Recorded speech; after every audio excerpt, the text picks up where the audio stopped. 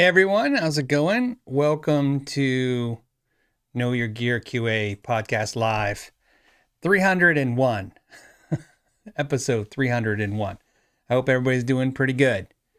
So let's see. Let's take a look here. Mute that out and make sure everybody can hear me and see me. All right. Okay. I hope it's good. I hope, like I said, good week. I hope everybody had a good week. I'm got a lot of things going on, so I'm just trying to process all this stuff. Okay, so let's I don't know what I'm doing.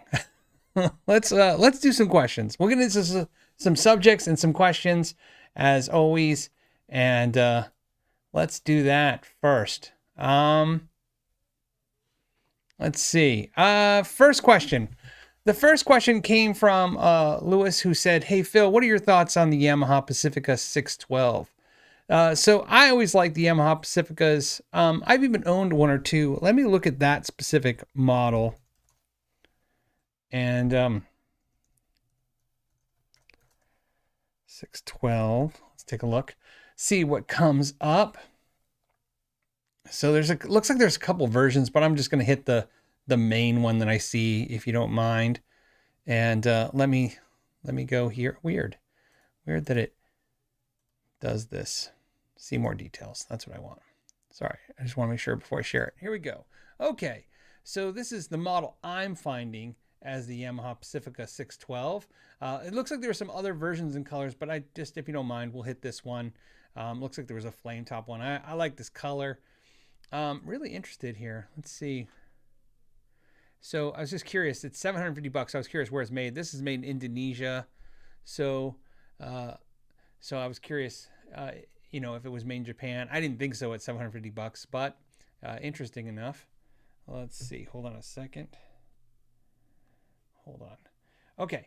And we have Seymour Duncan pickups. Nice. Okay, Wilkinson bridge, that looks like. I'm going to check the specs just to make sure. And yeah, Wilkinson vibrato bridge, $750. I mean, if I'm not mistaken, this would be a direct kind of price point comparison to a made in Mexico Fender Stratocaster, right? But to me, it's more modern, obviously. Got some more modern look, sleek looks. It's cool. This is a guitar that I would love to review and check out. I haven't done one in a while. They were probably on some list that I made a year or two ago of checking out guitars and just didn't get to it. We had an idea to go through and just kind of pick some of the best selling cool stuff that we saw at Sweetwater and do some reviews of it. And we just didn't get to it. So maybe that's something we'll have to check out. But I like them. I'm curious. I'm also looking at to see what the specifications are for. So it's rosewood fretboard, Graphtec nut, Grover locking keys. I mean, if you think about it, it just says body top solid body. I don't know what that means. I always what does that mean? It doesn't really matter. Alder. Okay, weird that it said it somewhere else. But here's an interesting. Let me go back to it. Here's something interesting. Think about this. You have a guitar that's $750 and it's coming with Duncans, which are, made in the USA. You have the Wilkinson bridge, which is pretty cool. You have, it's saying Grover locking keys. However, that's not what I see pictured here. Let me go. Oh, they're top. Okay, see, they have the top adjustments. They are locking keys. So if you looked at a Fender Stratocaster, so we'll just do Fender Strat. It'll come up. Let's go here. Okay, Fender Stratocaster, and we look at something like this, a Player Series, and that's $850, and doesn't have locking keys. It's going to be an alder body, the same maple neck, and the pickups in this guitar are good, but they're not the same as a branded like a Seymour Duncan, in my opinion. And the bridge, of course, I think is as good as Wilkinson in a different way, but it's a classic style bridge. So I actually think that the Pacifica is a better deal. $100 less and you get some better components and stuff. And so it becomes just a preference of, do you like the way it looks and stuff? But I would imagine it plays great and looks great. So that's my thoughts on that. So there you go. Somebody says a little bit of tiny sound coming through. What does that mean? Okay. So on the other screen. Okay. We'll make sure we do that. Okay. I'll make sure I fix the audio on the web page. Like I said, we have a new system. So new system, new background, and 60,000 people sending me messages, and I'm hearing all these voices around me. I'm not going to lie, guys. I'm a little disoriented, to say the least. Okay, so I'm going to try and just go to the next question. Let's do that. Let's just start something fresh. Let's start fresh. And I trying to turn off. I don't know how to turn off all these. I have a bunch of phones and I can't turn them all off, and they're all just going crazy on me. Okay. All right, the next question came from in Cortex, who says, "Hey Phil, I don't think your explanation of the Warmoth Fender licensing last week was correct. Fender sued Warmoth in the 90s. Yep, for trademark.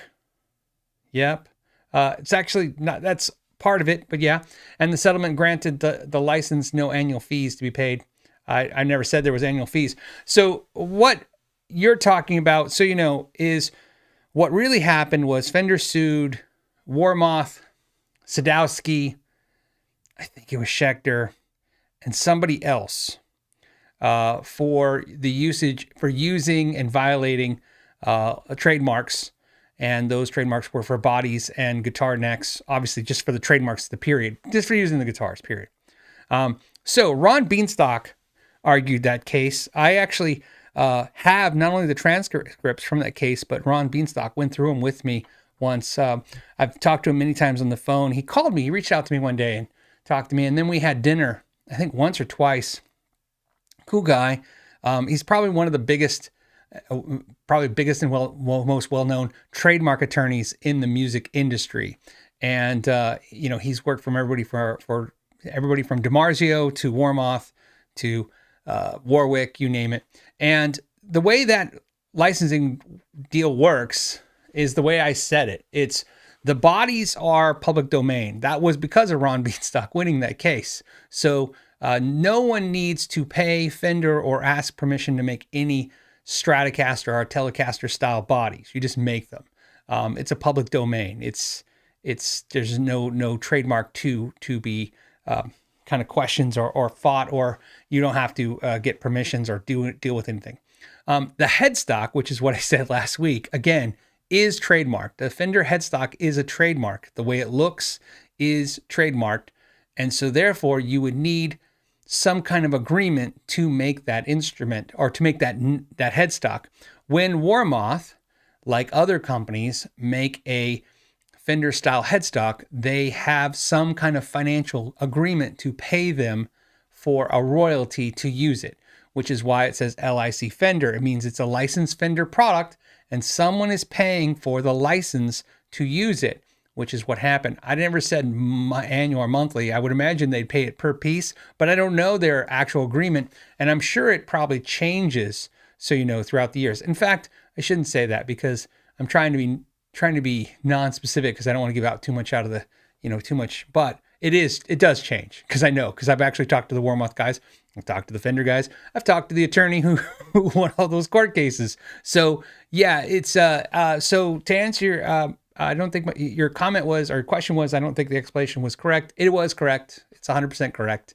And I don't know about the annual fees thing. Never said that. I wouldn't know what their annual fees or how they pay the royalty.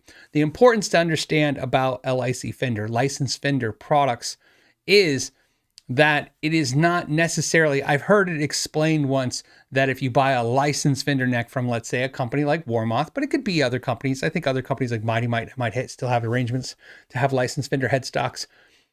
That is not an affirmation or confirmation that neck is exactly like a Fender neck. It's just that the headstock shape is a trademark property owned by Fender FMIC, Fender Musical Instrument Corporation, and therefore someone has, if they're putting that on there, supposedly they're supposed to have permission to make that shape that is trademarked.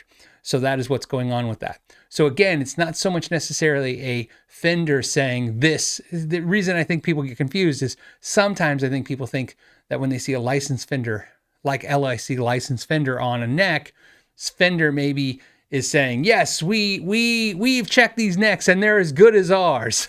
That's not necessarily what's going on. What's really going on is that Fender's trademark has an arrangement where they can pay a royalty or something to Fender for the permission to do that.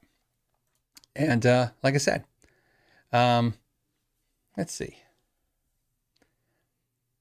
And by the way, I'm pretty sure that's the same type of agreement that Mojo Tone has just worked out with Fender. If you guys haven't seen this, Fender worked out a deal with Mojo Tone, or Mojo Tone worked out a deal with Fender to license Fender, license the Fender intellectual properties or whatever for the cabinets that they make for their amps. So that way, it used to be you could just buy a Mojo Tone cabinet and take your Fender chassis and load it in there. So if you wanted to change like your Fender Tweed or something, or your Fender 65 Deluxe, put it in a different color chassis or make it turn it into a head, you could go to Mojo Tone and buy that box and that stuff. And now they have some kind of deal with Fender where it's a licensed product.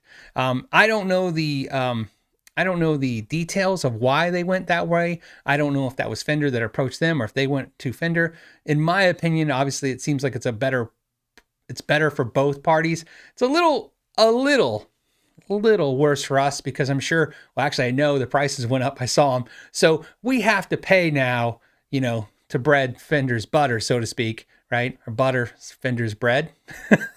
We have to pay to butter Fender's bread and make sure that it, to make sure that they get a little piece. But it's kind of nice. I think a lot of people feel more comfortable with things that are licensed or approved, or, you know what I mean? You feel like, I'll tell you, I've always wanted to convert my Fender my Fender Princeton, my 68 Princeton combo into a head. I use it like a head a lot of times.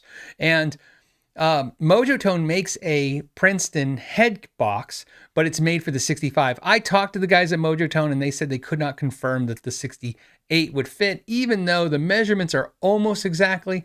And so I just never made I never took the chance because I was like, I'll just know I'll be wrestling with it for a couple hours trying to get it all work, and I'm sure it'll work, but I just don't have the time to give up. And so it would be really nice if like there was a Fender 68 Princeton, authorized head box so I can convert my combo to a head and knowing that it's going to be right, because obviously, Fender is obviously somehow involved in making sure it's right. Now, when I say that, like I said, they're not inspecting and stuff, but I'm sure they are privy to the specifications, the measurements, which is important as well. So, Ellen says, "I'm a lawyer. If they don't license it, they have to defend their trademark nonstop." Of course. Yeah, of course. Well, I've always said this for many years. I always like Fender's approach to the licensing over Gibson's approach to the just shutting everyone down, because of that exact reason. You have to fight it all the time. And I always thought it was smarter for Fender to go the licensing route. Unfortunately, it looks like from everything I read in those transcripts, which were pretty interesting. I'm sorry I'm laughing. There's some stuff in there that Ron did that I thought was pretty ingenious with winning the case. And so now I think it's better for everybody. I even think it's better for Fender in the long run. So there you go. Matt Field says 68 and 65 use identical chassis. They do, almost. I have both, and they're off. It's off by, I forget what it is. It's not 1/8 of an inch. It's not something dramatic like that, but it's just a little bit off. They're just a little bit off, and they'll probably fit interchange correctly, but it's just makes me nuts that they're just a little bit off. The reason why being a little off is a little problematic for me is I don't want it to have big gaps and stuff. I don't want it to look off. So like I said, I'll mess with it one day. Like I said, my biggest problem, so is not that they're off. It's my biggest problem is I don't have the time to do it. It's not something I would make content with, so it's not something I can, say, hey, I'm making content. It would be personal time, and personal time is pretty scarce. Time is my biggest obstacle, is what one of my friends says all the time, and I agree. Okay. Okay, hold on a second.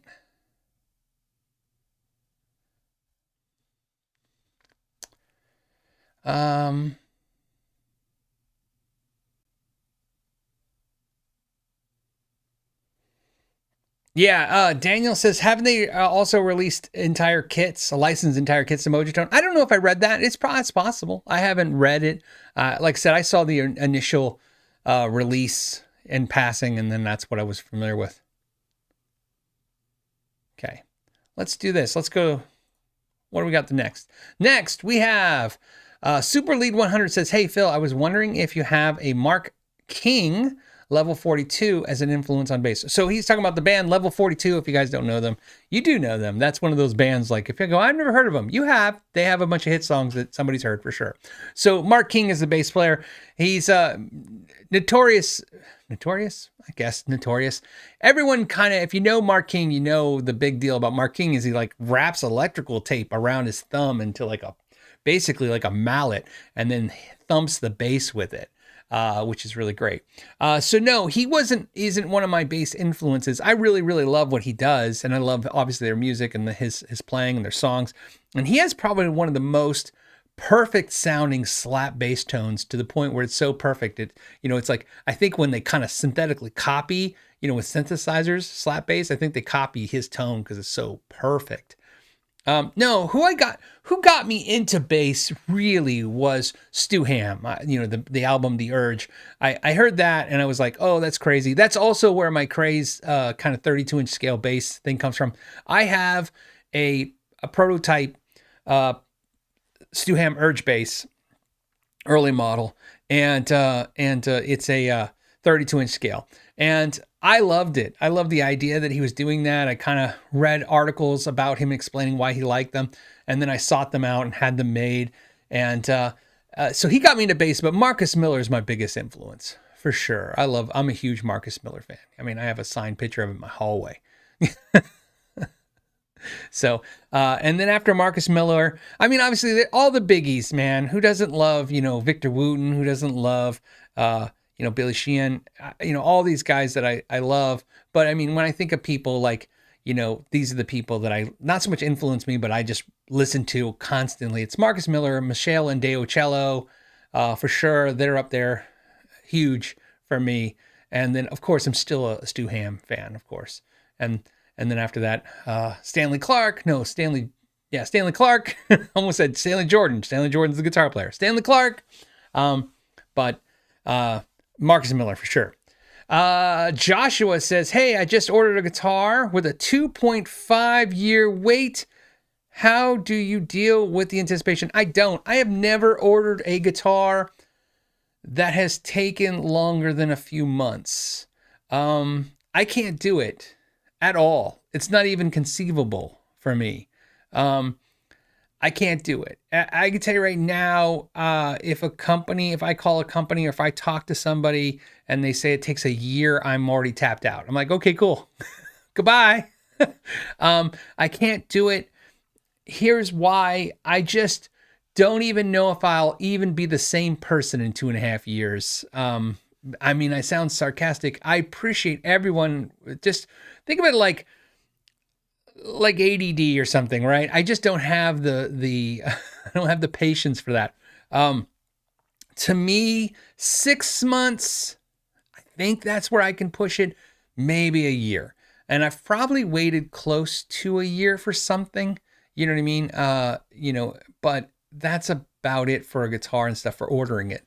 So also, which has nothing to do with Joshua, and you'll totally be safe, even though I don't know what company you're talking about. But in my experience, every guitar company who's ever taken longer a year never made the guitar they were going to make me, whether I paid for it or not. So I'm also gun shy. So I'm always weirded out by that. I get it. I get it. So, obviously, like I said, that, Joshua, you got to understand, Joshua, the Badlands business model, when it was presented to me, and as I've said many times, that was not my brainchild. I'm just part of it. I have a small part, and what I do is, I think is important, but, I hope the other people think it's important. But one of the things that I was very, very upfront about was, I was like, yeah, not only can I not wait, I can't let people wait that long. So that's another reason when people are like, why did we cut it off, at 50 guitars? I know this comes up sometimes, but it's because, again, we weren't going to let people wait. Now, so that was heavily probably me the most saying that. I can't do it, so I can't expect everybody else to wait 6 months to a year for something. So there you go. That's the answer to that. But how do you do it? I don't know, man. You have to tell me how you're going to do it, and then I'll learn from you, and then maybe I'll order a guitar that takes 2 years. But I also know that if you want something, I know those guitars take forever. Like, I'm very aware of it. Right now, Novo, Fender Custom Shop, Gibson Custom Shop, ESP guitars, sir, they all have 2-year waiting lists or longer. Some have 3-year waiting lists. So I think Novo is like a year. I don't think they're quite that long yet. But still, I get it.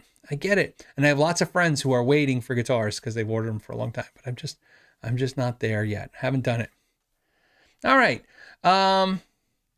Southpaw 007 says, any chance on getting an Aristides on the channel? They seem like they're trying to innovate with materials like Parker's. I have tried to buy an Aristides many times. I've spent, hours in a pleasurable way. Like, I've spending hours on Reverb looking at guitars. I don't want to make it like, oh, I've worked so hard. It's not work. Just hours looking at Aristides guitars to buy one and put one on the channel. And the reality is, because I need to buy one used. The sad thing about this is when you buy guitars to the channel, this was literally today's lunch discussion, was, how much money it costs when you buy this stuff and flip it. And I'm very lucky. So you understand, this isn't a complaint thing. We're very lucky. The channel is in a position where we do that all the time, and it works for us. Buying a piece of gear, making a video. But I want to say this so we're very clear. It's like when we do a sponsored video, okay? Then we do an unsponsored video, okay? Then I do a sponsored video, I do an unsponsored video. In a perfect world, I would do one for ones. And sometimes I don't have control of that. Sometimes it's like literally like, we were looking today, just to give you a reference, we are now still not quite profitable. Not that it's a big deal, but I'm just saying we're still not profitable on the Dean Zielinski's Z-Glide guitar video we did last year.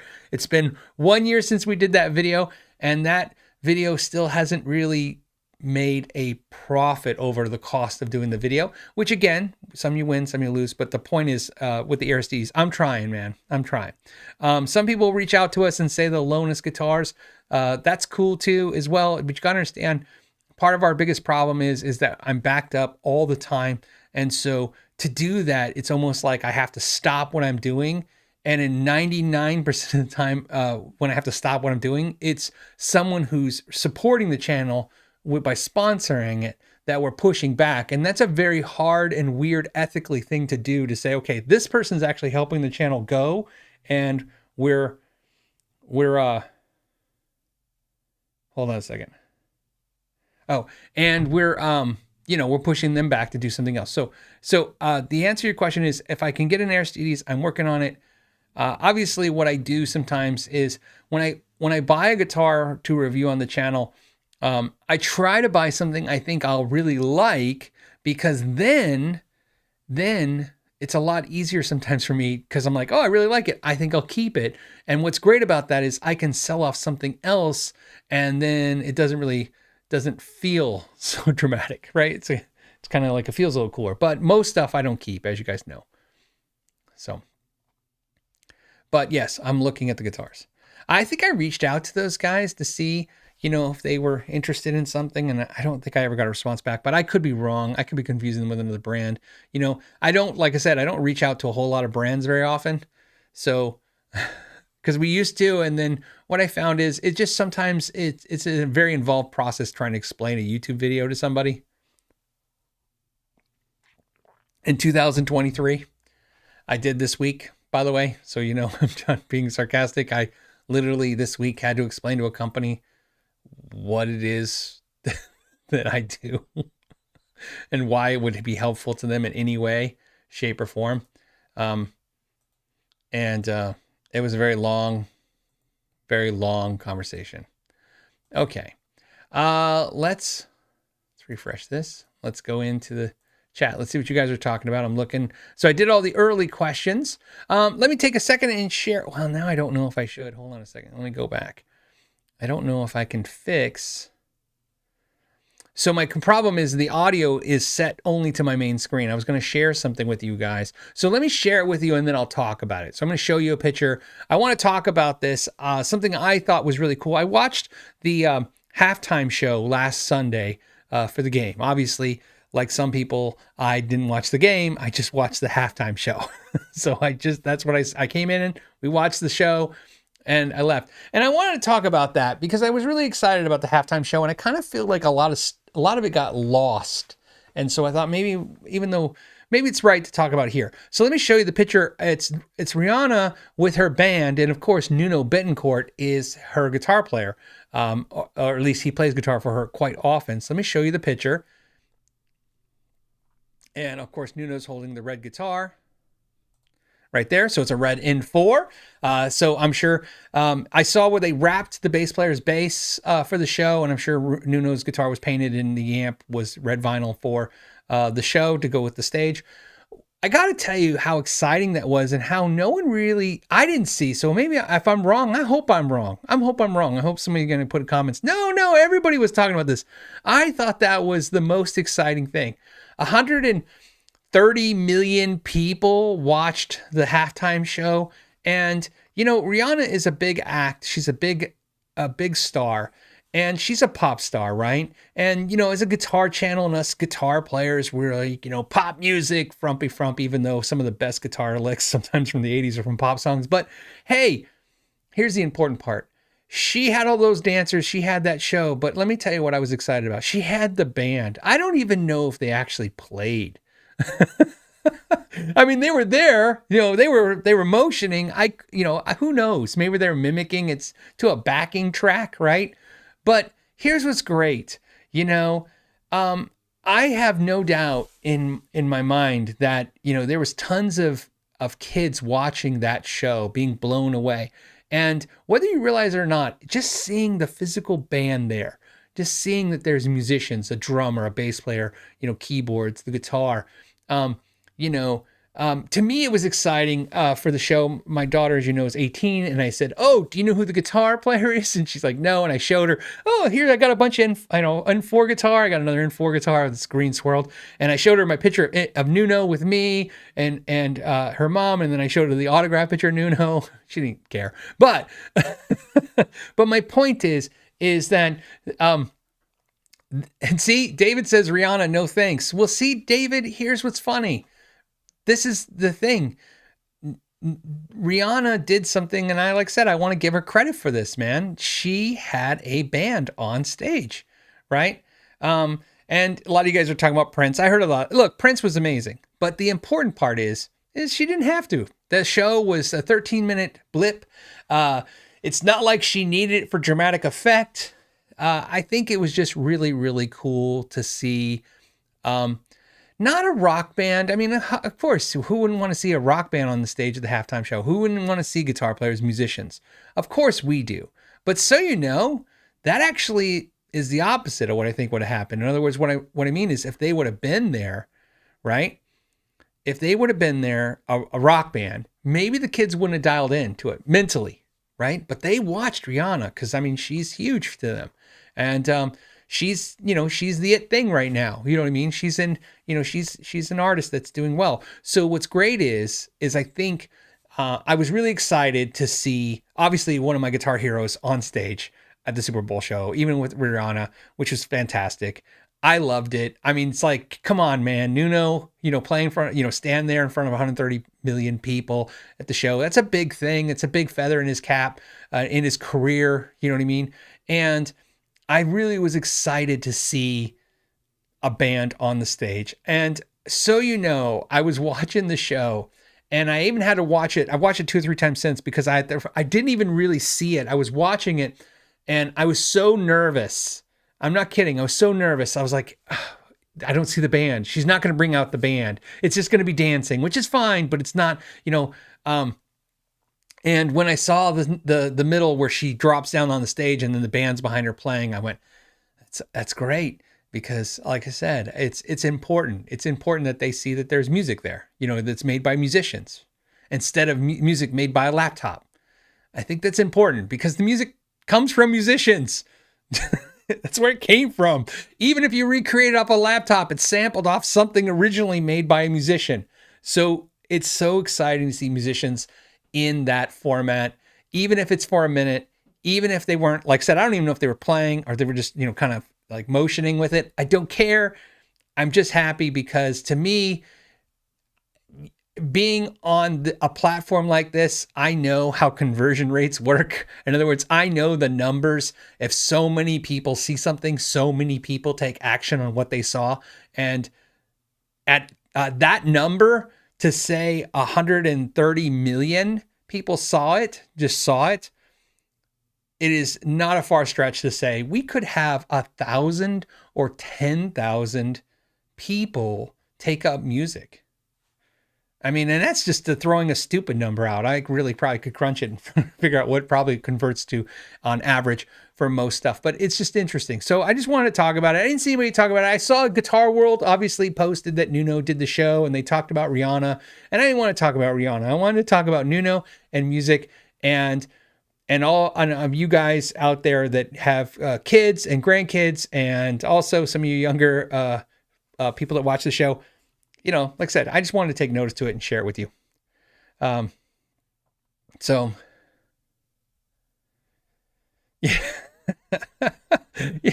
Drew is funny. Next year's halftime show will be all live humans replaced by Chat GPT. Yeah, well, of course. So the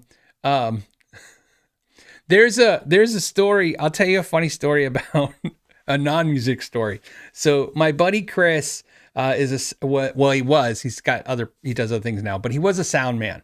And we have a saying in our circles. And when everybody says, if you have friends that say, what they say, how people always say, what they say, or the old saying, in our circles of friends, if you say, what they say, we say, F the sound man. And the reason is because he did sound at a venue in Phoenix.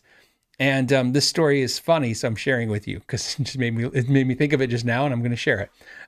He was doing sound, and one night a rap group came in, and the show was for a rap band, or a rap group, I should say. And all they had was a laptop. And he's like, okay, what do you need? Because he's a sound guy. And they're like, yeah, we just need you to plug the laptop into the sound system and then our mics.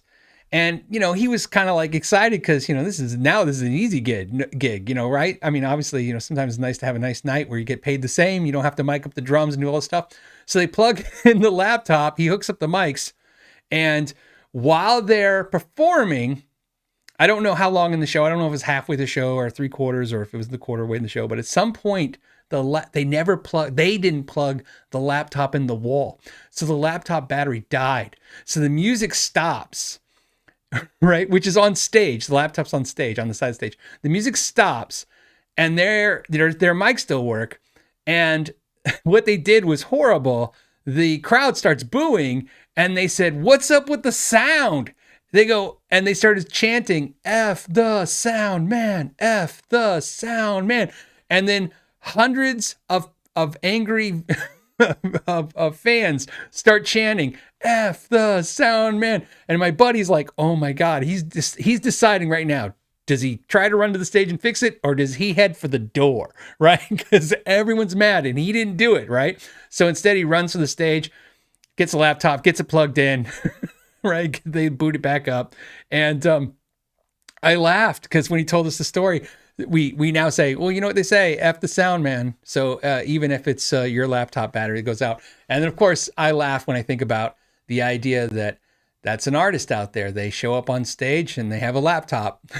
And that's the whole thing is this backing track. And there you go. I don't know if the story was that funny, but I like saying it. All right, let's go to another subject. Something new and exciting. Or just new. I'm looking at your comments real quick. A lot of you guys want to talk about AI. Okay. All right, let me hit a super chat while I'm looking, because sometimes when I'm looking, I can't find it, but that's what's great about the super chats. They're in colors and they're big and they're bold. And the first one comes from Vim69, and I already think this is not going to go well because I don't think I have an answer to his question. Vim69 says, I'm giving my nephew from Japan a guitar when he comes to visit in the US next month. Do I need to give him some paperwork to get it through customs proving it's a gift so he doesn't have to pay tariffs and duties? I am so not informed in this. I have traveled with guitars to other countries, and I have never had to pay anything, and nor do I ever remember them even asking me if I bought it. But I think, and I don't know, I think maybe they know, like, because I usually go with like a bag, a suitcase, and a guitar case. Right? Because the guitar's in the case. So maybe they know I went there with a case and then came back with a case. So they didn't ask, but I always wondered that, but I don't know. Cause I'm a US citizen. So it's always like back to the US. I don't know. I remember going through customs, but they always ask you stuff like, if they ask you if you bought anything, while you're there or whatever you did, or if you have any food or any fruit or whatever they ask you. My guitars are I brought them with me, so I don't know. So I don't know what you do, but I'm hoping somebody in the comment sections are very versed in this. I know those duties and fees can get pretty tricky. And I know this, my wife has shipped many things to people as gifts and as, purchases. And even when she puts it in as a gift, I always hear like, oh, I had to pay fees, but it wasn't as high. So I don't know how that works. But hopefully bringing it up here, you have some viewers that are international that can help you with what you need to do. So to help you with that, because I understand those fees can get pretty crazy. So Ross says, what would you choose if you only had one desert island Fender style amp to play at home? This is easy. 57 Classic, Custom Deluxe, Tone Master Imperial, or Amplified Nation Wonderland. Oh, okay. He says I got to pick from your list. Oh, I thought I got the picks. I have not played the Wonderland Overdrive by Amplified Nation, but based on everything I have learned from the two Amplified Nation amps that I do use, I would pick the Amplified Nation. Look, Amplified Nation is an easy thing to talk about. I reviewed the Overdrive Reverb, which is right here. And my next review is this month of the Ampliphonics and Gain. And Amplified Nation has got to be the easiest so far out of all the amps I've tried from them. They got to be the easiest product to talk about. It's real simple. Do you have a lot of money? Then you should buy that. Right? I mean, if you do it. You won't be sad. However, it's a lot of money. It's a lot of money. I mean, it's crazy. I can tell you out of all the amps, so the Wonderland Special, I would have to imagine it's kind of, and that's from my understanding of interviewing Taylor Cox, the owner of Amplified Nation, is that the Wonderland, which is kind of more like a John Mayer-esque styled Dumble type amp, is probably going to be like this Overdrive Reverb, right? That I've checked out. And I think that's what he kind of explained to me. The Overdrive Reverb is kind of like the holy grail of all those kind of things. I'm kind of paraphrasing. So based on this amp, I would definitely pick the Wonderland Overdrive from your list. I wouldn't even consider the other ones. The Tone Master Imperial. I like the Tone Master Imperial. Obviously, I reviewed that one as well. 57 Custom Deluxe. Great amp as well. but without a doubt, Amplified Nation Wonderland Deluxe, or Wonderland Overdrive. Of all of the Amplified Nation amps, I'm going to tell you, kind of, cat out of the bag kind of thing. The Ampliphonics and Gain is my favorite. And I haven't even played them all, but I don't need to. The Ampliphonics and Gain does something that, this is what it does. It does, for me, it does the Fender Bassman clean with the punchy sound. It does the Marshall plexi grit tone. It does Soldano oversaturated, kind of, more compressed, more distorted sound. And I don't mean like it has like 10 channels. It just does that. You just turn knobs and find those sounds in this amp. It's just a magical amp. It's made with unicorn dust and magic, and apparently I'm not being sarcastic. It is amazing, but boy, that price tag, that is something. And I will tell you, I'll say it, whether I get killed for this or not, if you have the money, it's worth it. I mean, it's worth it. If you don't have the money, I understand. It's nuts.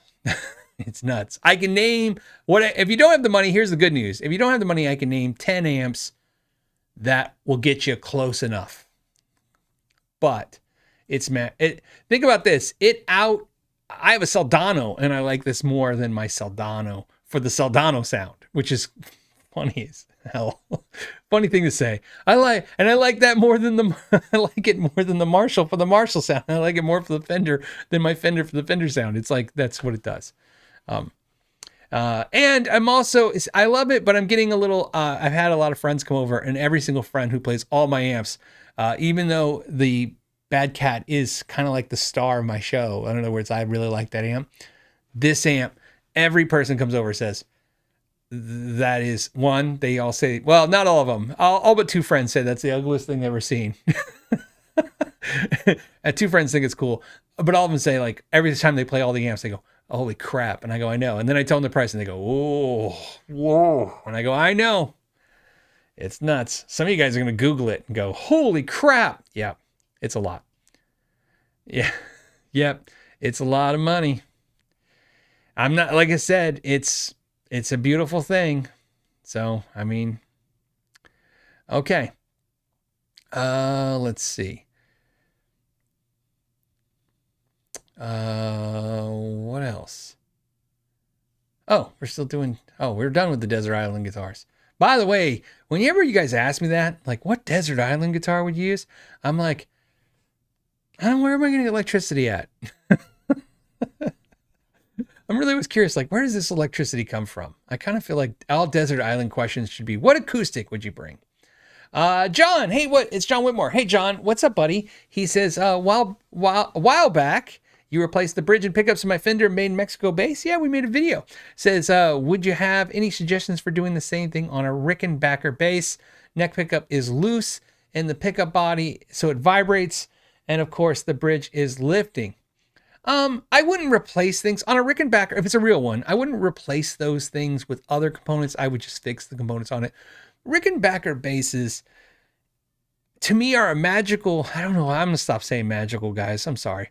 To me, it's a beautiful sounding instrument, and it's a sound that is so damn good and unique. I just physically can't play one.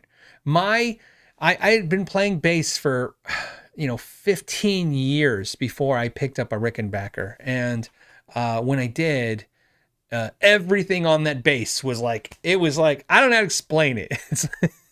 It's like piece of metal hit your arm, right? Hit my elbow, like everything. There's just so much stuff on this thing that I'm like, I don't know how to get situated with it. And I would mess with them, and I would like the way they sound, but I just felt like, I can't get, situated. So, what I would recommend is fixing those things. If the pickup's loose, you can put some foam behind that, fix that, put some new screws in it. Same with the bridge, new screws. I mean, I would fix it. Don't replace that stuff. The Rickenbacker is not a company where I think of them as, things you need to modify. I don't see a whole lot of people modding those kind of instruments, which is one of the benefits of those. Craig says, hey, Phil, pickup noob question. After playing a few PAF style guitars, I think I find them too scooped. They are. The average PAF pickup is going to be scooped, which is why a lot of players did not like them through Fender amps, because Fender amps are very scooped. Fender's a lot of chime and a lot of low end, that big V thing. So yeah, a PAF into a Fender amp is no moss for a lot of people. He says, I think I find them too scooped. Okay, I like the 498Ts. I like them okay. I like that pickup. I do. It's not my favorite Gibson pickup, but remember, I'm a fan of almost every Gibson pickup, including that one. So what buzzwords should I look for when shopping for pickups? Thanks. Look, I'll tell you that most pickups are going to be some kind of a variation of a PAF pickup. And so you're looking for the ones that have more of a mid hump. And what's great about that is you don't have to look for the buzzwords. In fact, what I'm going to suggest you is don't read ad copy. The ad copy on pickups are why pickups are A, a problem for most people, and B, why some people think pickups are all shine. In other words, it's fake, right? Because if you read the ad copy, the marketing copy is fake and crazy. It's like, this pickup's great for distortion, but it's also beautiful for cleans, and heavy metal death guys love the sound, but blues players love the, like jazz players love the, so this pickup's made for everyone, right? And it can be. So here's what you're looking for. When you go to Seymour, Duncan, or Bare Knuckle, or DiMarzio, or whoever your preferred choice of pickup maker is, hopefully a lot of them will put tone charts next to the pickups. And what you're looking for is anything if you like the PF, but you like, the output of it, it's kind of clean and it doesn't really push the amp too hard. You like that, but you don't like the scoop sound, look for something that has more mid push, or more importantly, it's not going to be you understand, there's not more mids. They're just going to be reduced like this. Hey, one of those. Okay. Reduced highs and lows on the pickup. So if that helps. So,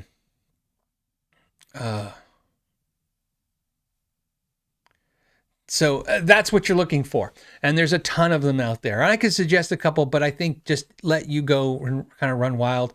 BB Maid says, Pearly Gates, Seymour Duncan. I would agree. The Pearly Gates probably should have more mids in it. That's the way I look at it. The Jazz pickup will have just slightly more mids in it than the 59.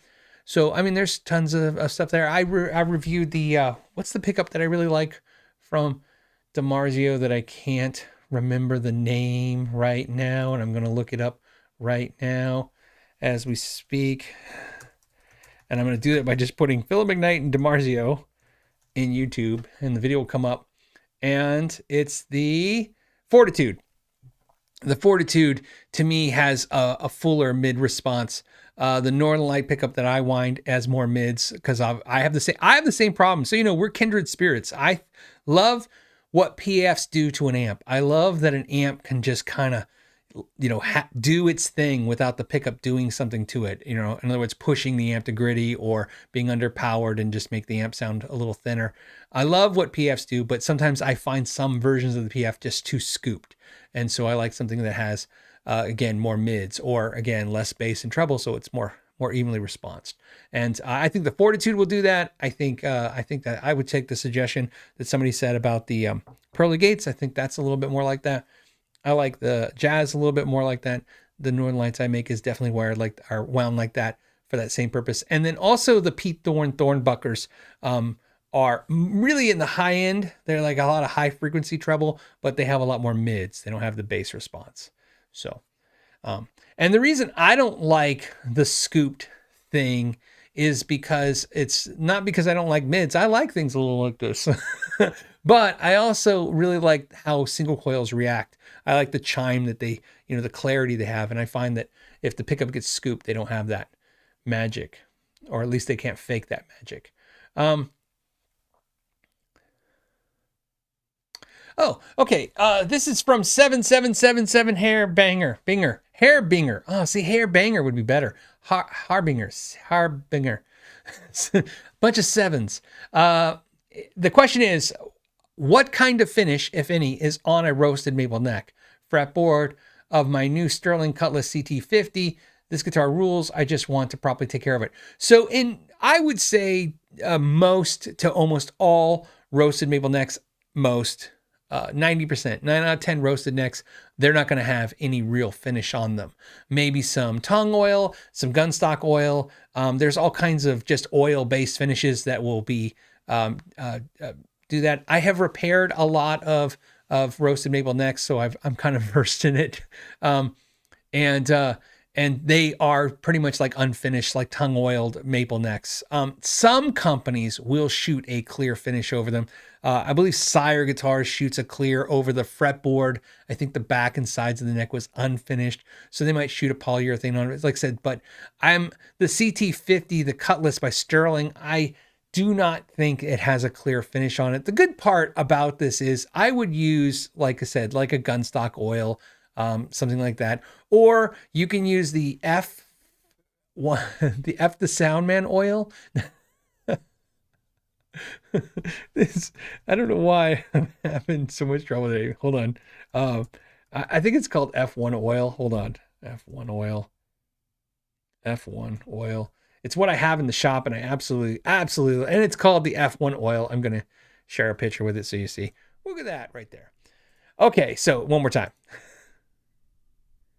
And again, I apologize for the audios being off on my other screenshots, but I'll fix that for next week. But the F1 oil by Music Nomad, absolutely love that. I use it on every single thing. I use it on maple. I use it on ebony. I use it on rosewood. I use it on acoustic guitar bodies. I use it on, I don't care what it gets. I'll put it on the pickups, right? I was talking to the people at Music Nomad, and they said to me the thing that I want to hear from some companies. And they're like, hey, put it on anything. It won't hurt anything. And I'm like, all right, you're going to get it. And I put it on everything. And I was waiting to see, I go, oh, look what it did. And nope, it's pretty bulletproof. So I would recommend that. I really feel strongly about that. I don't think I like to recommend things not only that I use, but things I've used, abused, and used on every kind of situation. So if you do something and you have a different result than I just said, you probably had to find something I just haven't had access to, and that's possible. And I pre-apologize for that. But I mean, I can tell you right now, like I've put that stuff all over roasted necks. Now, what I will tell you, the great thing about the F1 oil, if you go that from Music Nomad, is if you put it on a roasted maple neck and your roasted maple neck does have a finish on it, whether it be polyurethane or a light nitro lacquer finish, nothing will happen. It'll just kind of be, think of it like, it's just going to be oil on top of the finish, and you just wipe it off and it did nothing. And if you see it didn't like penetrate into the wood or didn't do anything, then I wouldn't do anything. Keep in mind, you really shouldn't have to do anything to a roasted neck. So, you don't really have to do anything. The only reason you would use it is just a light amount on a cloth. Really, what I would use it for is to clean. Sometimes, get oil and dirt and stuff you want to clean, and just put a little bit of it on there on a cloth just to help clean it off. So, all right. Okay, Michael, what's up, buddy? Michael Nielsen says, hey, is there a best way to store hard shell cases so they don't damage the case or the guitar over long term? So I like to store my cases vertically with the butt down, so the body guitar down. The cases are easy to see that way because they're usually the handle is off, right? The handle is closer to the back of the case in almost every situation. So so when I visually look at my cases all vertical in a closet or whatever, I'm usually looking for all the handles to be closer to the floor, right? The case by itself with no guitar in it, I don't know if that would have any effect. I don't worry about it. I don't know if you would need to worry about it. But when storing a guitar, I store it butt down vertical. And the reason I do that is because two reasons. One, if you hit it upside down, it shouldn't hurt, but, shouldn't hurt, but I don't know if, it's going to be a lot easier. Like just like being the guitar stand, it's going to be easier if the weight of the guitars, because some cases, the guitar can shift in there. So if it goes forward, you can be putting, if it can get the headstock to touch the top of the case, now you're putting the weight of the guitar on the headstock. I don't really foresee it doing any damage to a guitar in the long term for that. But again, let's just, caution. And it, it's not like it's hard to put the case in the way I said. Vertical for another reason, because cases generally only protect the guitar from side impacts on the corners. That's kind of how they're designed. You know, they're all designed so the case kind of hits the corner of a wall and you're fine. But if you were to put a case, like, let me put it this way, Michael, I'm going to tell you a story, and that story will actually illustrate this perfectly. A guy came in my shop one day. He looked like he was horrified because he was horrified. And what he told me was this, and it happened for a fact. Okay.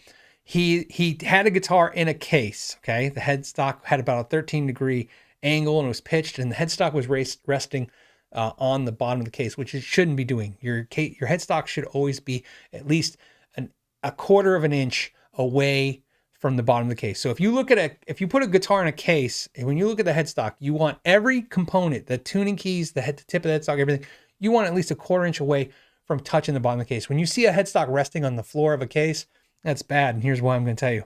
So he had this guitar in his case.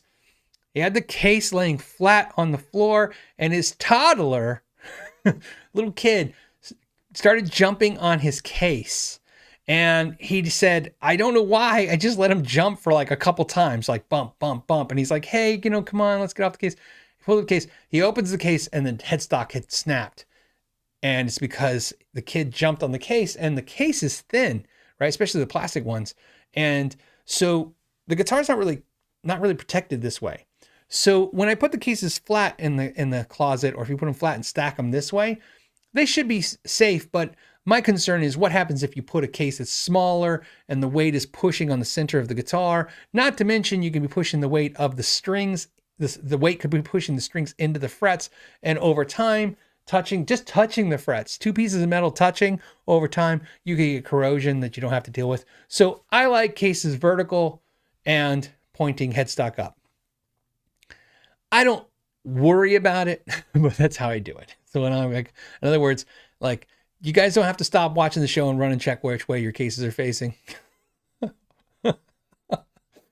Right now, somebody is. When they come back, let's all change clothes. All right. Jennifer did a super chat to say thanks. I appreciate that. We all float here. Says, hey, I bought a guitar kit, flame maple veneer, and an ash body, trans purple finish, natural neck. Any suggestions on dye, clear coat, and grain filler? I am not a finish guy, so unfortunately, I'm not very helpful in that. I have only used the dyes that came from Crimson Guitars. I really, really enjoyed those dyes as well. I am working on a kit guitar video that I'm doing. It's a Stu Mac kit guitar, and I'm doing a different finish on it. And the video should have been done. The problem I'm having is, believe it or not, it's freaking cold in Arizona. Now, when I say cold, so I don't get in trouble, it's 50 here, and some of you guys are like, 50? That's not cold. But here, I need it in the 70s to do what I'm doing because I'm doing something with the guitar.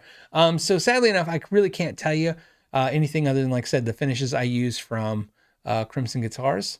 And grain filler, same thing. I've never used, usually you use a lot of grain filler with maybe mahogany or ash, right?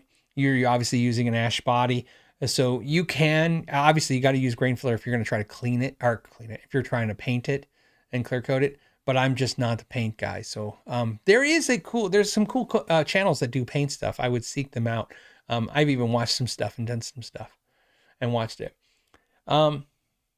So Grumpy My Guitar says, hey man, for the tone jar, why not? I love the new look. Thanks, man. Like I said, it's look, my cup actually matches the background. That's how we're like professionals here now. This is the new audio system. So the audio system was for the people who complain. Now it's better. I'm louder now, which I'm sure some of you guys love. I'm louder now. I'm more compressed now. I got other stuff going on, all this software going on the podcast, and then the new background. And it's fun. It's a little funner way to showcase this stuff and do something. I kind of feel it's funny. I want to do this just to look. I just want to do this. Because every time I look, my view, it looks like I'm sitting on some kind of weird digital backdrop. Like this stuff's not really here. But look, I can touch it. So there you go. That's proof. Or I just touched some fake screen. I don't know. There you go. My chair creaks. So now next I need a new chair. I just finally replaced the creaky chair on YouTube videos. No one was saying anything. I appreciate you guys not saying anything, but my old stool was creaking. And so, I had it for about 15 years. And so every time I was moving, making videos, you could hear it creaking, the metal creaking. And it was in the videos. It was driving me crazy. But thank you guys for not saying anything. I appreciate that. Let's see. What else? What else do we have? We have Robert did a super chat, man. I appreciate that. Thank you for that. The Panda says, happy episode 301. Do you know of a solid guitar I can use for the office to practice, noodle, and strum? No acoustic, short to full scale, no amp. So what I would suggest for that kind of guitar is get any kind of semi-hollow guitar. They're louder. They're physically louder. I would even get a hollow body. So I know you said no acoustic, but that's what I like. What's funny is I take my, for me, for travel, the guitar I take the Kiesel Delos headless guitar because it's so easy. But since I've had the Strandberg, because it's chambered, it's so much louder because it's chambered. It's just louder acoustically that I like it. And I find myself not needing to plug in anything. As long as I can hear the guitar pretty good, I'm okay. You're right. So anything that's chambered out or semi-hollowed is what I would look for in that. And then, whatever's in your price range and whatever scale length. I'm a headless fan. So, I'm a headless guitar all the way guy now. I love, these guitars. You can hang them. I can't hang the headless guitars. I can't hang. Well, that's another thing we were talking about today. What are we going to do with these headless guitars? I have so many headless guitars now, but I have no way to hang them unless I put them on the sideways hangers, which is why this is going to be a background. There's a new background with sideways hangers coming. And then you'll see all the headless guitars and you're going to be like, holy crap, he's really got headless guitars now. Yeah, I've really, really kind of bought in on the headless thing. If you guys want to tell me they're ugly, I agree with you. I don't know why. I think they're ugly too. I think they're boring. And being a bigger dude, it's not the size guitar that I feel like I'm just playing a ukulele. But damn, do they stay in tune. They are just sound good. I don't know. There's just a lot of things I love about them. So they're the guitars I just want to abuse and use. So you guys have the weirdest damn names. Okay, so this is Scent of a Wheelchair Pillow. Says, Phil, I was changing strings on my PRS and the nut fell out. That happens. Should it be glued in? Hold on. Does it make much difference? Not sure what to think. So sometimes they don't glue them in because just the compression holding them in place. More so on a Fender style guitar where there's a channel and it kind of, the nut sits in the channel and it's compression fit and then you don't get fall out. PRS, like a lot of guitars, the nut is sitting at the end of the fretboard and there's nothing really to compress it. And there might be a little lip that it's kind of compressed in there, holding in there. Here's what I like. Get yourself some tight bond wood glue. You could use Elmer's white glue if that's all you have at your house. I'm okay with that too. Here's what's great about it. This is all you gotta do. Take 2 dots of wood glue, put them on each side of the nut, just somewhere, kind of this, here's the nut, put them right there, right? You can use your finger if you want and just kind of smooth it all out. Push the nut in there, push down really hard. In fact, I like to put the strings on and start tuning the strings up a little bit and letting it kind of compress all the glue out. You don't go crazy with the glue. Like a little bit goes a long way. Whatever comes out, you just wipe it off with a dry cloth or napkin. And then if there's some residue later, you just use a damp cloth, just damp, and it will come right up. It's water soluble glue. So it's always going to react to water. So don't worry about that. And that's it. That's all you need. The only reason they glue a nut on a guitar is so it doesn't fall off and change the strings. That's the only real reason. The strings hold the nut in place. So that's all you need. Some luthiers, in fact, the Atomic Guitar Works, I worked with them when we did a Sharp Max, and he, in that video, used 2 dots of super glue, and he uses 2 really fine dots. That is not my preferred method, but I have seen that done by so many luthiers and guitar techs that if it's done the way he did it, 2 micro dots of super glue. Like I'm just like literally, it's like boop boop, 2 dots like the size of a a pin, like a riding pin head, that's acceptable. And if you're comfortable with that, and again, if that's what you have around, you can use that. I will use wood glue as much as I can. I have all kinds of glues in the shop, right? All kinds of different, I have different kinds of super glues, right? If you're a guitar tech, you're going to have at least 4 or 5 different types of super glues by viscosity, right? Thinner, thicker, right? And then all kinds of epoxies and all that stuff. But wood glue is your friend because it's not going to hurt anything. It's easy to work with. It's easy to correct. And it does the job. It will do the job. So that's all you want to do. And I wouldn't worry too much that it fell out. It's not like a sign of like, oh, they messed up my guitar. They just probably either didn't use it or they used it. Again, like I said, a little goes a long way. You just want enough to where it holds the nut when you flip the guitar upside down, it doesn't fall off. And the main reason you don't want that is, one, you don't want to lose it. And two, you don't want it to break. It could fall and crack. The nut could crack. You get a little hairline fracture in that thing. And then over time, it'll start splitting. Some of you guys have seen this, like the nut separates at a part because it's a hard material, but it's fragile. If it's, well, the PRS will be, because it'll be either graphite or it'll be their glass brass graphite thing that they make. So it depends on which PRS you have. Tig Rome 01, sure. Says, hey Phil, do you have any experience with ukulele basses? What do you think of them?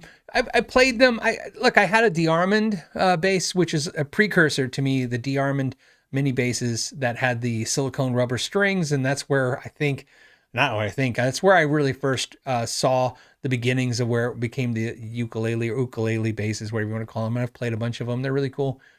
I like stuff like that. As you know, I'm a fan of ukuleles, however you want to say it.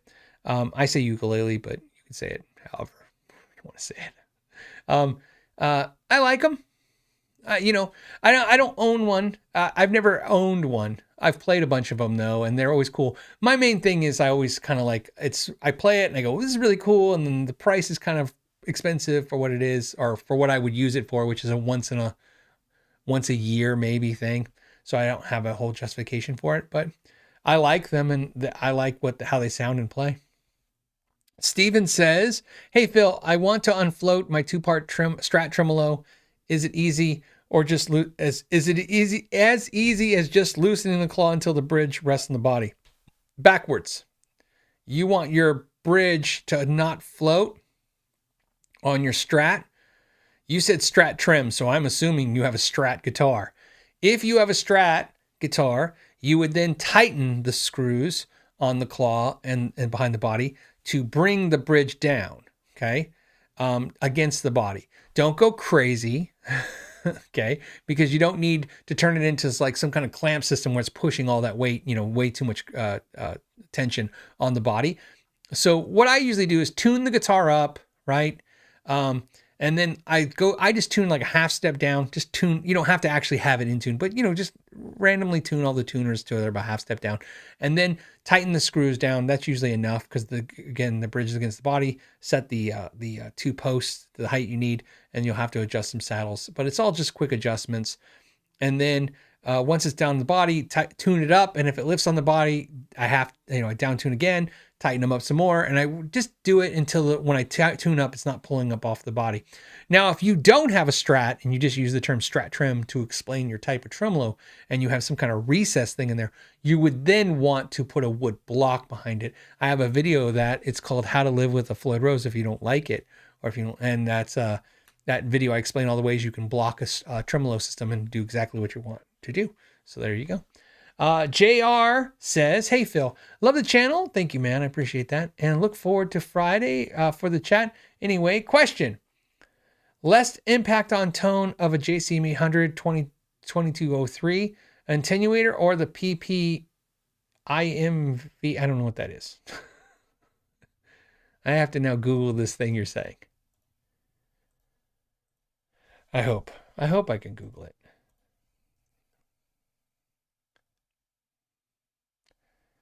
Okay, how it works. It's a master volume. Help me understand this. What is this? The PPIMV.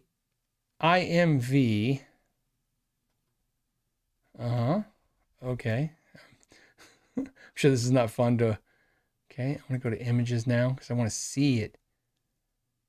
Master volume. Okay, so what you're talking about is you want to install a master volume. That's what I'm getting from this, okay? I just want to make sure I understand.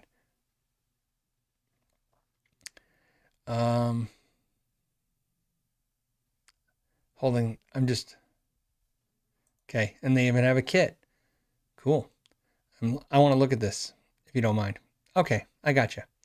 All right. So here's where we're at. So what you're asking me is you have a Marshall JCM 100 2203 and you want to know, should you run an attenuator in it or put a master volume in it? Here's what I will tell you. The answer is super easy. First, as soon as you put the master volume in the amp, you're going to kill the resale value of the amp. We have to just say that. I'm just saying that as a disclaimer, so that I always say if I ever suggest anything to you that would just harm the value of what you have, I wanted to say that first. So I'm saying that first. It's not like I'm saying that's the thing you should focus on. If you do that, even if you put it in and reverse it, I know sometimes they can put them in one of the output jacks or something in the back so that, basically, if you take it out, no one will ever know it's there. However, sadly enough, you always want to tell somebody what you did. If you modded the amp, even if you modded it back, and then again, you're going to hurt the value on that. So that's the one thing you want to consider. Me personally, I'm not a big fan of adding master volumes to amps and modding amps like that. I've always found everyone all my friends and everybody I've ever worked with that does it always seems to run the same kind of cycle, which is at first they're like, oh, why didn't I do this earlier? It was the greatest thing I ever did. And then within a few months, it's either I just removed it or I should have never done it. So to me, an attenuator is pretty unintrusive. You can install that, without having to do any permanent modifications.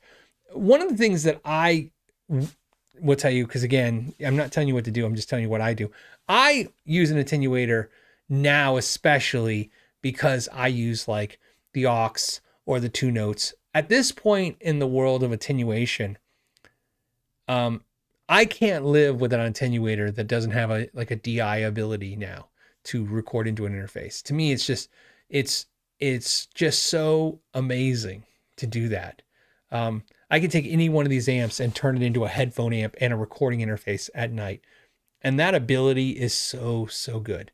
So that's one of the things I would consider. Plus, keep in mind the attenuator and the master volume are going to work slightly different than each other. The JCM 2203, hold on a second, because, there's different versions of all these amps. Let me do this, if you don't mind. Okay, so what I want to do is, usually Sweetwater has that. Now I'm looking at the 2203X, and you didn't say you had the X model, but what I want to see is, okay, so let me start by saying this, okay? Because you have the 2203, and I found the 2203X, and I'm double checking to see if there's just the 2203, which there probably is, and I want to see the back of that. And man, does these sounds suck with its 2 pictures that don't show you everything. Please be patient while I look and confirm what I'm looking at. Okay. So all the versions I'm finding have an effects loop. So you might not have an effects loop in yours.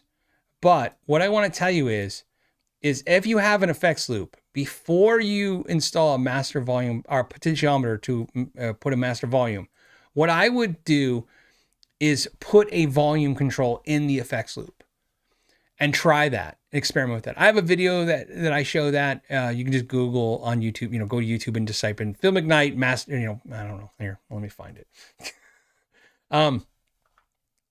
I don't know. Let's see. Philip McKnight. Let's see if that comes out. Yeah, I have a video like how and why to use an effects loop. And Okay, so here's the video. Let me show it to you. It's right here. Right there. It's how to get a good sound from bedroll levels. Where I just use, JHS makes a cool pedal that does it. You can use a volume pedal. You can use an EQ pedal if it has a volume control on it. And essentially what you can do is just put that in the effects loop of the amp, and you can turn that in a makeshift way into like a master volume on the amp. And that'll kind of let you see what you like on that. That's a great way without doing a permanent modification. Like I said, I'm not a huge fan of permanent modifications. It's like more of there's never really a good answer for that. It's always like, I just got this and I'm thinking about modding it. And I'm like, I wouldn't mod it until you had it for a while. And if somebody goes, I've had it for 20 years and now I'm thinking of modding, I'm like, I don't know. You've loved it for 20 years. You know what? Do you really want to mess with it? So yeah, Matt Field's saying the JHS has the cheap effects loop volume thing. Yeah, it's like a little box. It's called the little black box, right? Or something like that. It's like, it used to be $20. Now they're probably 50. But anything like that, any volume control, volume pedal, anything like that, run it right through the effects loop and it'll give you that same effect to some degree. Like, again, because I'm not an amp tech guy, I'm a guitar tech guy. So I always have to like give the advice in a way that the amp tech guy doesn't put a comment like, technically, Phil, the fizzerator operates the fositator and then it blows up the refrigerator. And I'm like, okay, whatever. I'm just going to tell you what I've done for 2 decades with no ramifications and see where that takes you. So that's what I would say is check that out. Check out doing that first before I would permanently mod the amplifier. There you go. Especially since it's also very cheap to do that. Okay, Fret Level Midnight, what's up, buddy? So he says, how Low-End Lobster reviewed an awful gold foil. Low-End Lobster is a channel, so you guys know, Low-End Lobster is a channel where the guy who reviews bass gear primarily has a lobster claw for a hand. It's not his real hand. It's not like he's like, here, we're going to make this motion. He just has a lobster claw. It's kind of a cool thing. Cool little channel. I like it. I don't want to say, I said little channel like I didn't mean to be passive like that. I mean, it's a cool channel. I just, when you have a lobster claw, it's kind of, it's kind of fun and out there. Okay, so it says, anyways, he says he reviewed an awful gold foil jazz bass Fender released and found many of them have misaligned bridges. Thoughts? Fender's QC is a show.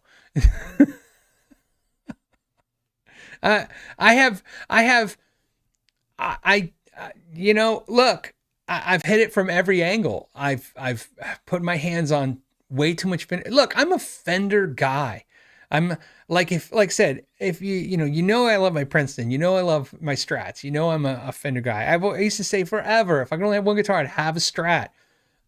I used to, and actually I've kind of lost the love for Fender a little bit. So I used to have this, I don't want to say insane. I used to have a really amazing collection of Fender memorabilia and signs that I just started getting rid of. Cause again, Fender's kind of, that's what happens. I'm not, they have, to me, in my opinion, they have really just focused on making money and nothing else. And so every time I hear anything about Fender as negative, I'm never in shock. I've heard so many things. I've seen so many things, so much defective product, so many unhappy employees, so many employees talking about the fact that all their bosses seem to want to focus on is, they got to sell product and get it out there. And, whatever issues are just, that's somebody else's problem. I really kind of hope they'll recenter a little bit. It's not easy for me. First of all, I don't want to talk badly about a brand because I like this stuff. This is the stuff I care about. This is the stuff I buy and I love. But also, you got to understand, man, I'm just pissing them off talking like this all the time. So not like I'm worried about not working with them. I'm just worried about I don't need headaches from from them. But I also can't hold back when I see something and I go, look, this is bad. You have to fix this. Fender needs to be fixed. It is bad. If I was going to say the single worst entity that I saw through the entire pandemic, it was Fender product. It was the absolute worst. I haven't decided if I should do the video. You tell me if I should do the video. During the pandemic, I bought a Fender Custom Shop Stratocaster, and it is so misaligned that it almost boggles the mind. And so I decided that I got a bad one. So I went to another retailer and bought another one. And that one is also the same problem. And when I say misaligned, that's not incorrectly. I'm saying that incorrectly. What it is that the employee that did these guitars, they went so crazy with sanding on the neck and the sides of the neck that they took too much material away from the neck. And it's different guitars through different times. And it's just because, again, I know the employees are overworked. Obviously, we've seen that. We know that they're putting out massive guitars. Look, Fender went out there during the pandemic and said, hey, we had the record year in sales we've ever had as a company. And they also had the record problems, and they don't seem to be paying attention to that. There isn't any kind of grumbling out there. To me, in my opinion, for what it's worth, Fender currently in the last couple of years is worse than any year I ever saw Gibson. And Gibson at least took the at some point said, okay, we're not doing this right. We're going to fix it. At least say that. I feel like Fender needs to go, okay, look, we need to readjust and figure this stuff out. So, yeah. Kevin says, just say I'm tired and I quit you, Fender. I'm never going to quit Fender. I can't. You know what the problem is? It's like, I feel like, for a lack of a better analogy, it's like when some guy's really into his brand of truck or his motorcycle or whatever, and they're just making crap, and he's just like a loyal fan. It's like, you know what I feel like? Actually, better yet, since the Super Bowl happened, here's how I feel about Fender.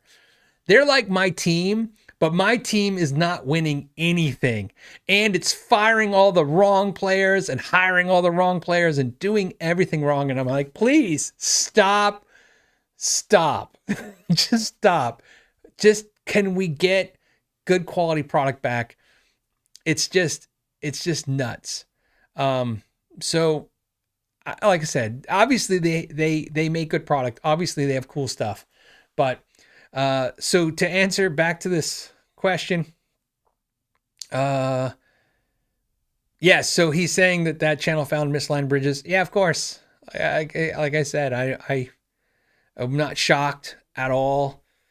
Again, sadly enough. And so that's why you have to inspect as much of the Fender stuff as you can and look at your Fender stuff, and maybe it'll get better. Maybe it was all just a pandemic in the situation, or maybe it was just a bad run, or maybe I'm not seeing everything the way it should be.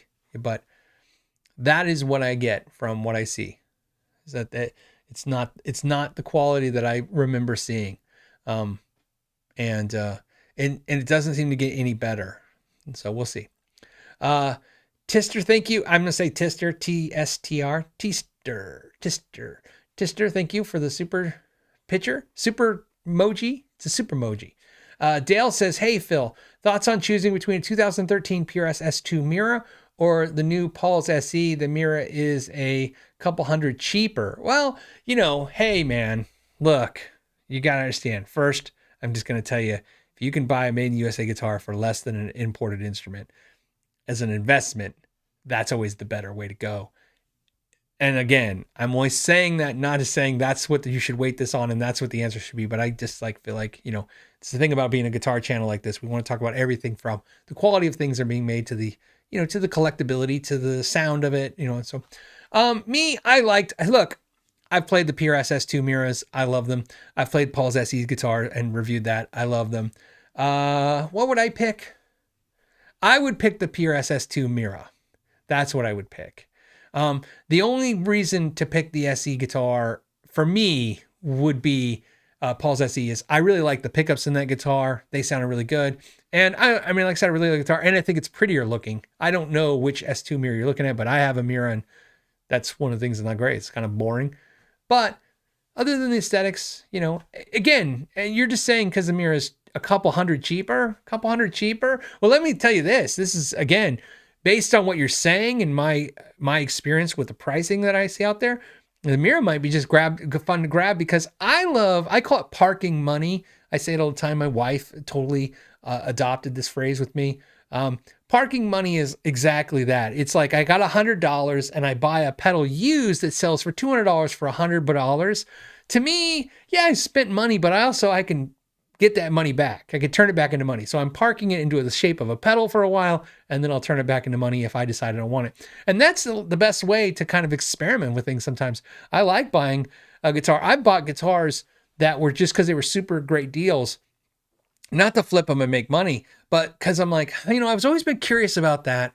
And at that price, I could buy it if I play it for a year and I get rid of it. What do I care?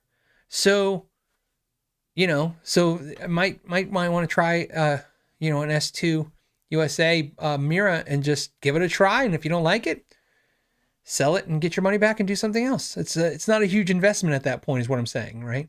It's a lot harder when you think if you buy it and you don't like it, you can lose some money, and that's just sucks because, let's see. Kevin says, I loved your Aristides Verde SE way more than your core. That's why I got rid of the core.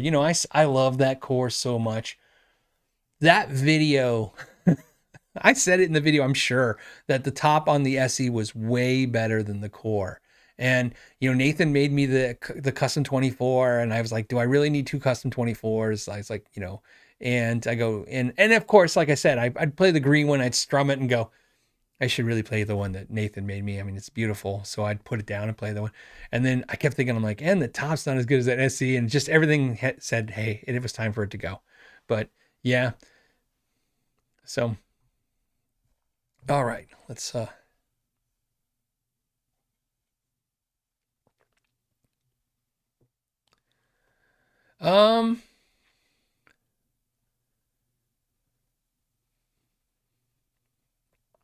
hold on a second. I'm just looking at some stuff. I know I have super chats. I'm just trying to get into the main chat to see if there's anything we can talk about. I'm not old, I'm vintage says, but also Phil loves his Mira. I do love my Mira. I really like that guitar. I'm actually looking at it. It's over in the corner.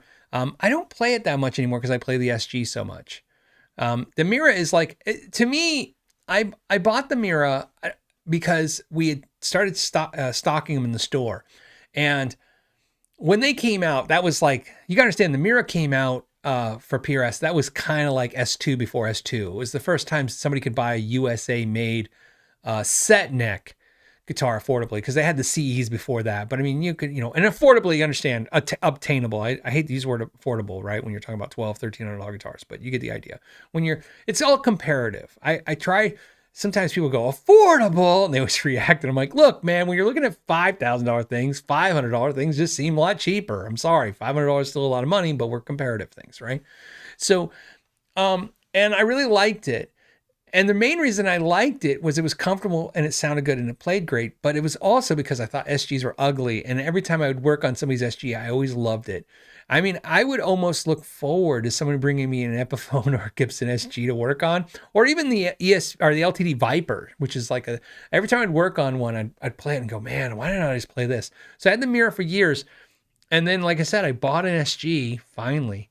And I don't know why, but slowly over time, the SG just overtook the Mira. So to the point where I would, let me put it this way. I like my Mira. I would never get rid of it or have no reason to get rid of it. But if push came to shove, like I had to pick one, I would pick my SG over my Mira. But I like them both. So.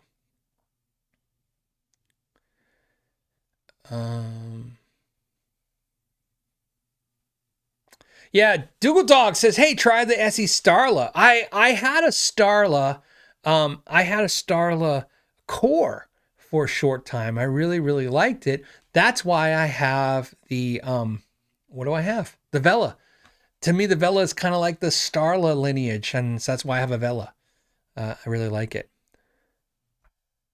So, yeah, great guitars. I actually think all my favorite PRSs are all the bastard children of PRS. It's like all their weird guitars that they don't seem to be the mainstreams. Ones I seem to like. I like the Miras. I like the Starlas. I like the Vela. Right? It's like that's what I'm seem to be attracted to, is the very basic guitars from PRS. So,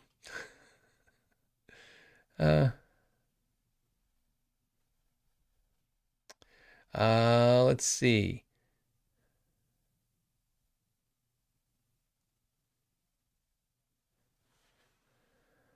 Okay, hold on a second.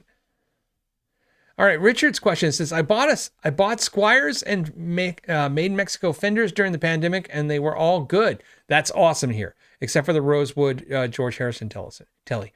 Yeah, that's great. Like I said, that's awesome. I mean, like I said, I'm not saying they didn't make any good stuff. I'm just saying there was a lot of it that was substandard, and substandard in a way that it kind of felt rushed. And then talking to tons of people that work at Fender, they all seem to say the same thing, that they're very rushed and it's all about getting stuff out the door.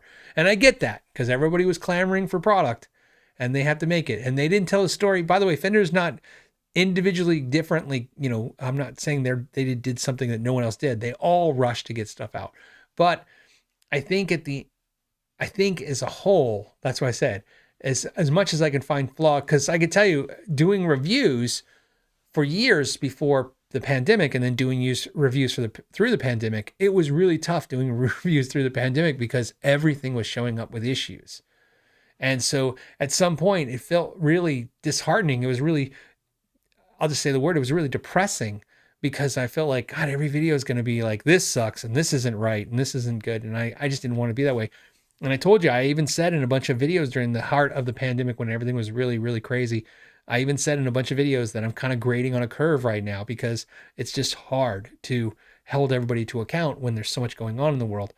But let's just say now that we're north of that problem, I'm still seeing the same issue. So it's not like a lot of other people's problems have subsided, but Fender seems to be running the same issues.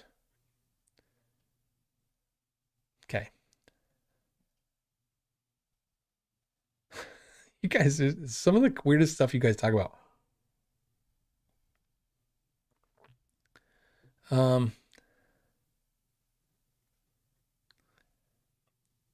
Okay. All right. Hold on. We have Blaine. Blaine says, hey, have you heard Seymour Duncan's Saturday night special? And do you think they would work well in a semi-hollow body? I have not tried that pickup. There's, obviously I put my ears on so many pickups. That is not a pickup I'm familiar with. I'm just curious looking. I want to see, because sometimes just because I haven't played it doesn't mean I can't figure out what it is. Okay. Saturday special set. Alnico 4 magnets, okay. Think late 70s arena rock. Interesting. I just want to look at a bridge. And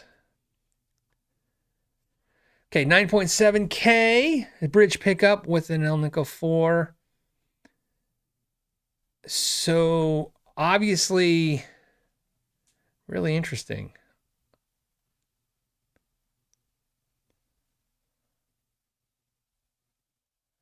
Okay, so what I'm getting from this is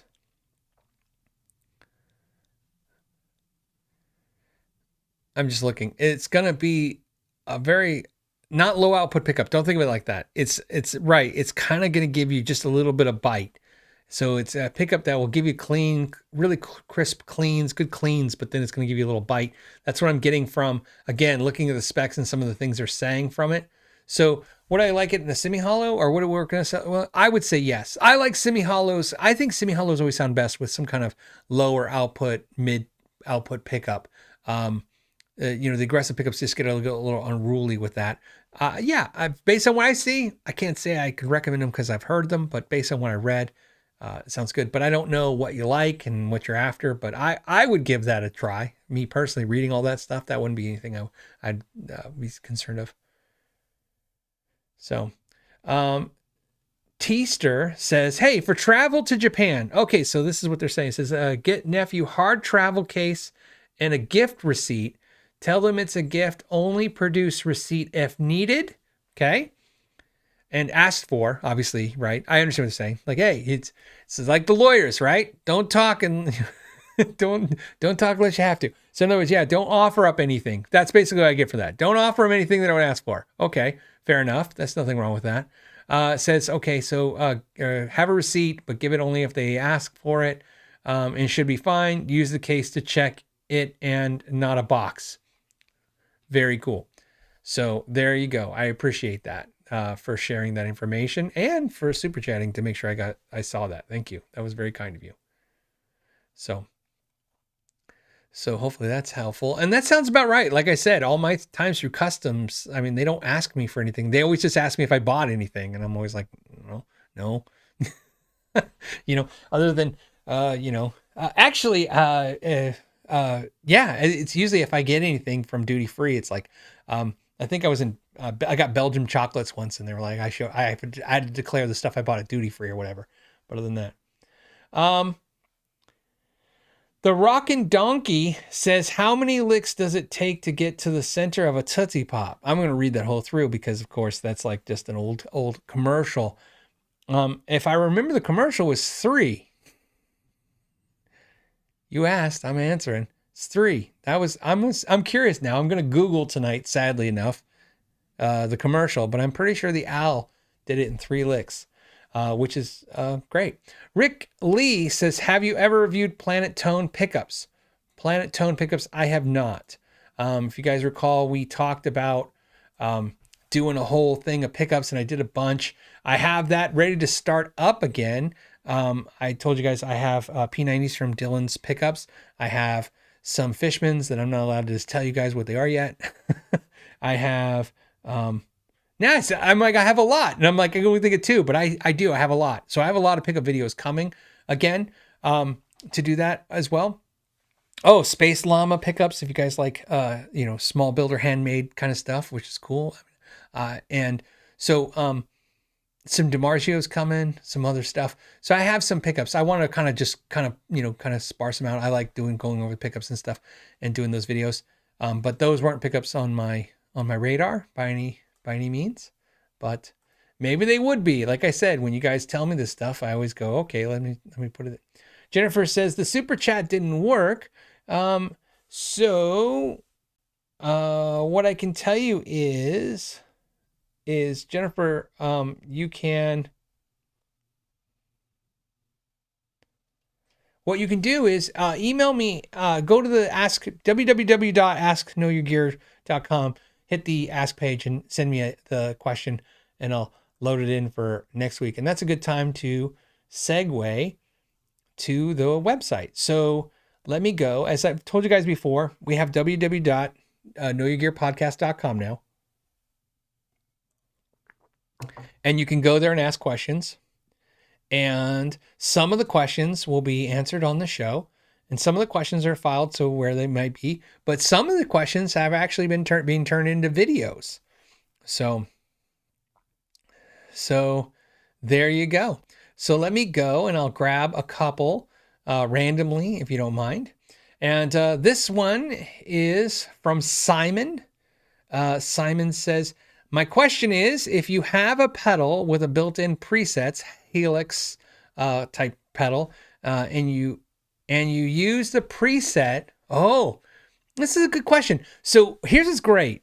I just want to share. I know I'm kind of putting in suspense, but here's great. When you guys send questions, one of the things that we do now is we have these folders. So you're sending the question to Ask Know Your Gear, or you go to you're going to www.knowyourgearpodcast.com. When you send the question, we put them in folders. So amp questions, guitar questions, bass questions, pickup questions. And then we have these like highlighted questions like this, where we're like, okay, this is something we definitely want to talk about. And this one got flagged. So I want to talk about this. So Simon's question, which is interesting question, says, hey, if you have a Kemper or an Axe-Fx or a Helix or any of these modeling type processors, and you use their sounds in a recording, right, that you release, in other words, to monetize, like you write a song with this stuff and you write a song and you monetize it, would you be liable to pay a royalty to the pedal manufacturer or to this person, this entity, these businesses that have created the tech, right?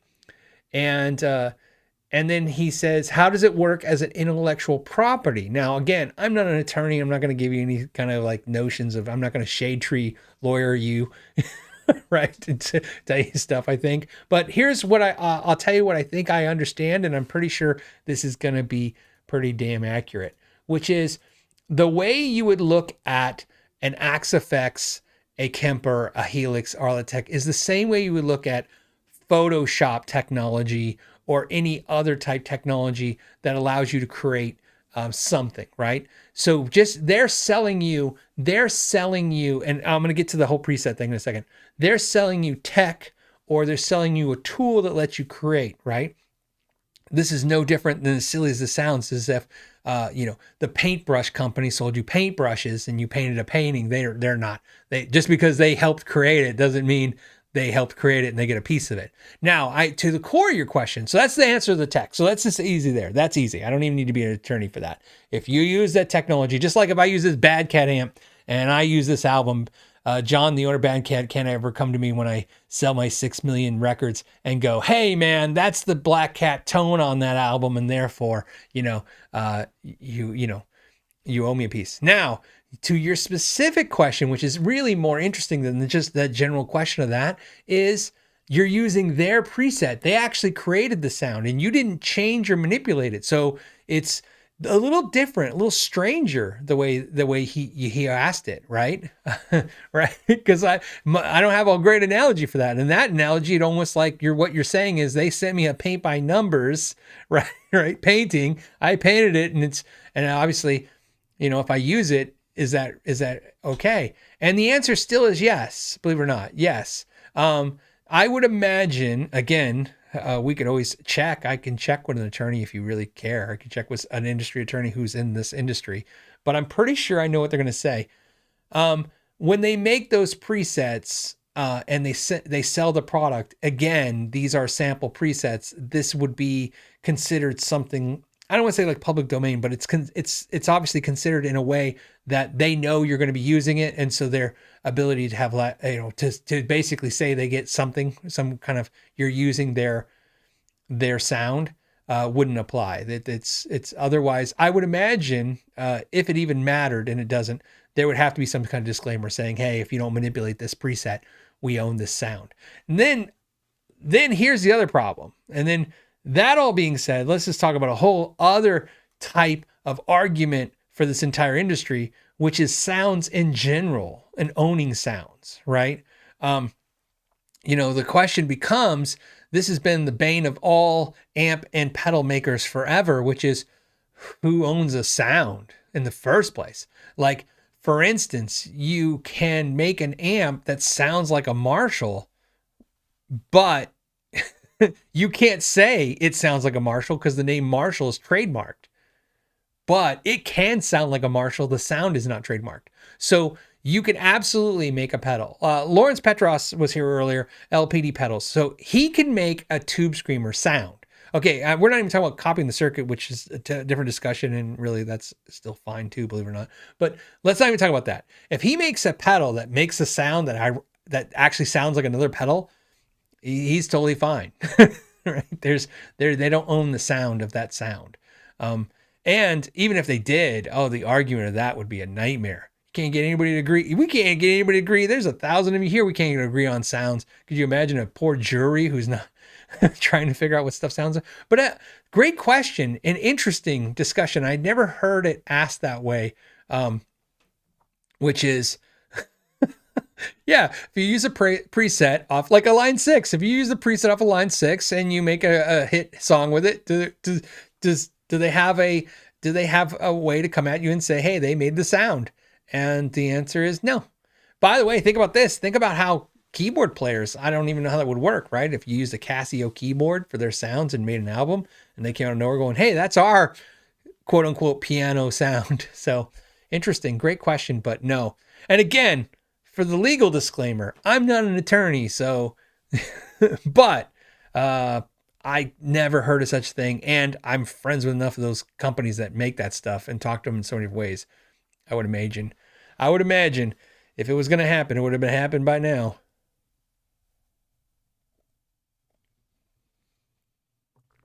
Okay, so yeah, so Tony G says, in the back of your Boss loopers that have drums, In the fine print, it says that you're allowed to use the effects for personal use. Oh, so interesting. So in that statement, in that disclaimer, the way I would interpret that, not as an attorney, but as a layman, is that if you did record that their drum track and tried to record a song with it, that essentially they were not giving you permission to that. Their personal use means exactly that, they're not allowing you to publish it or monetize it. So that'll be interesting. But again, like I said, like I said, it's an interesting thing. In my I wouldn't worry about it, but in my brain says, I don't know, you can just take a preset and just manipulate a little bit, right? What's the point of giving the technology if you use it? So yeah, Matt says Yamaha would own the 80s with all the DX7 sounds in every hit song. Exactly. So, and then I'm Not Old, I'm Vintage says Gibson lawyers are willing to take the case. I'm laughing because I'm like, I get it, and it's warranted, right? Boswell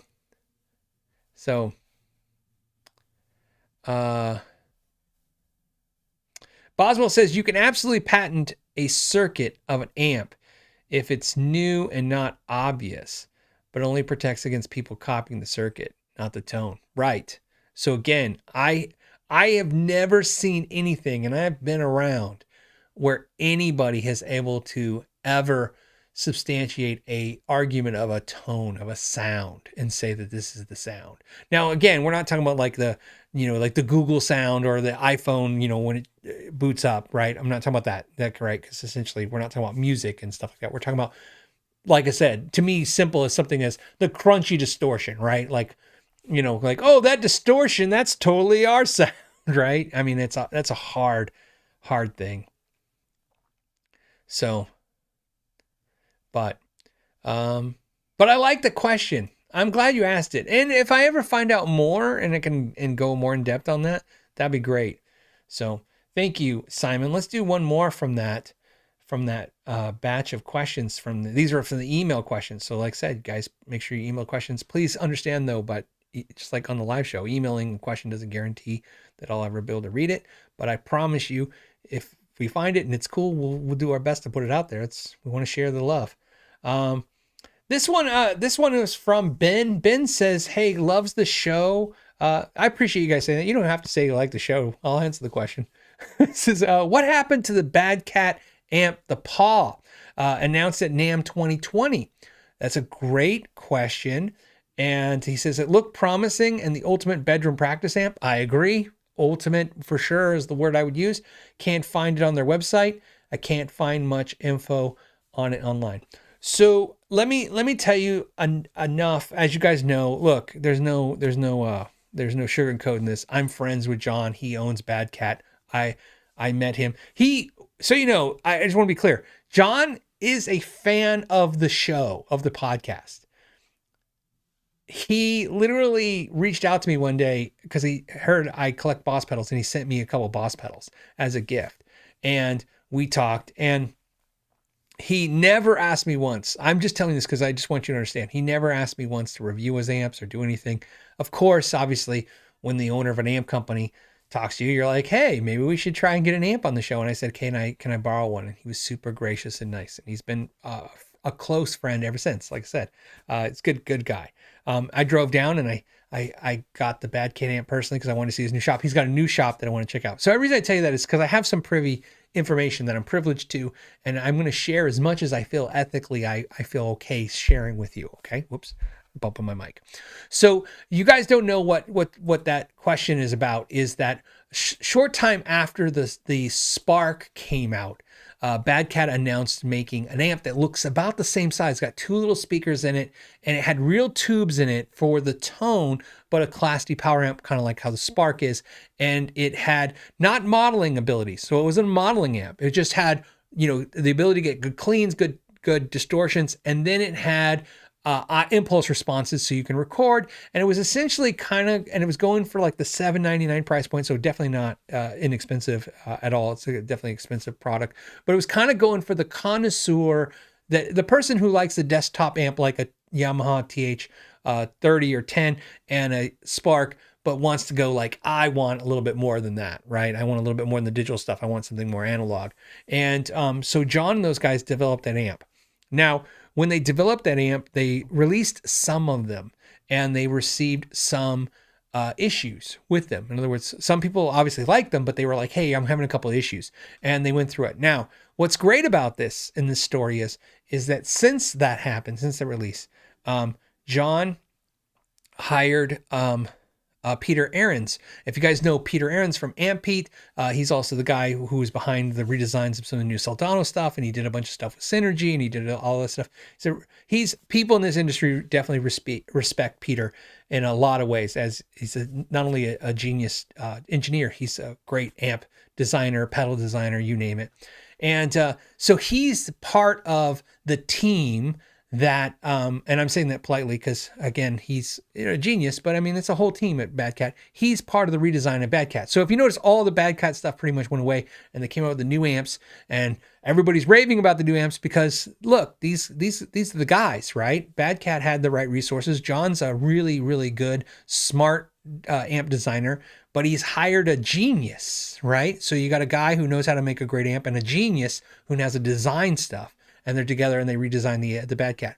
That being said, Peter looked at the Paw and told John, we should wait. So they pulled it offline. That's why it's gone. And come back when it's like, it's going to blow everybody's mind.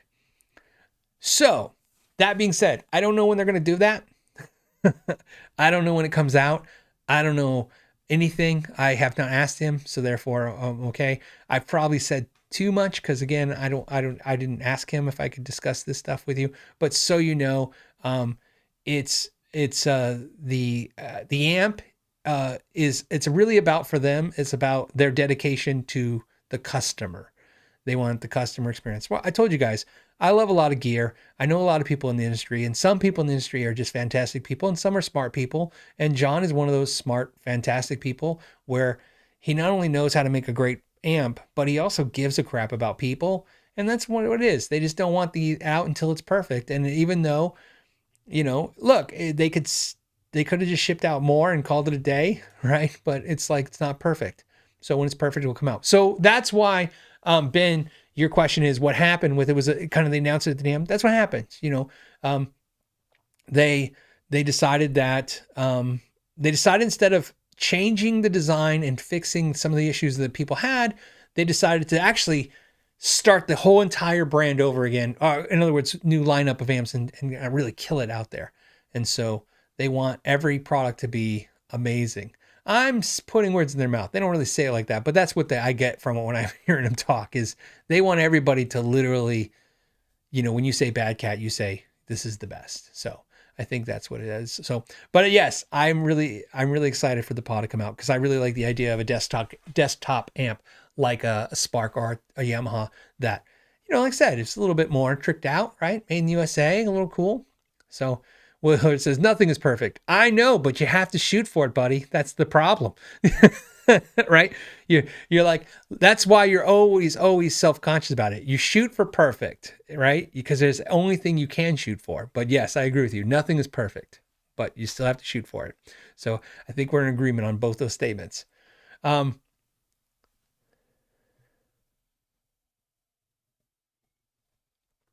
Okay. All right. We're wrapping up the show. Let's, I think a super chat or two came in. No super chats, guys. Let me just knock out what I see here. So we can talk about that. Mr. I don't know. I ever since Mr. sent me messages, I see Mr. everywhere. Mr. S says Evertune ? So I'm sure that's in reference to the fact that we talked about having an Evertune guitar on the channel. And, I even talked to the Evertune guys. So, the Evertune guys were one of the companies. Look, I'm just going to tell you right now because I want to say it. It's the end of the show. Usually only the diehards hang out to this part. I was blown away with how many people in this industry physically reached out to me to say congratulations on Badlands. And heartfully so. The guys at Kiesel reached out. I was in shock. I'm not going to lie.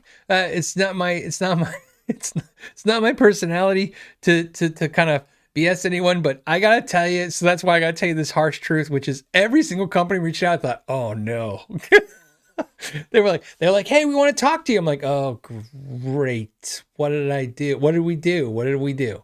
And every time it was like, hey man, that was awesome what you guys did. That sounds great. Or hey, we're happy for you. Or hey, and so Evertune was another company. The guys at Evertune reached out, same thing.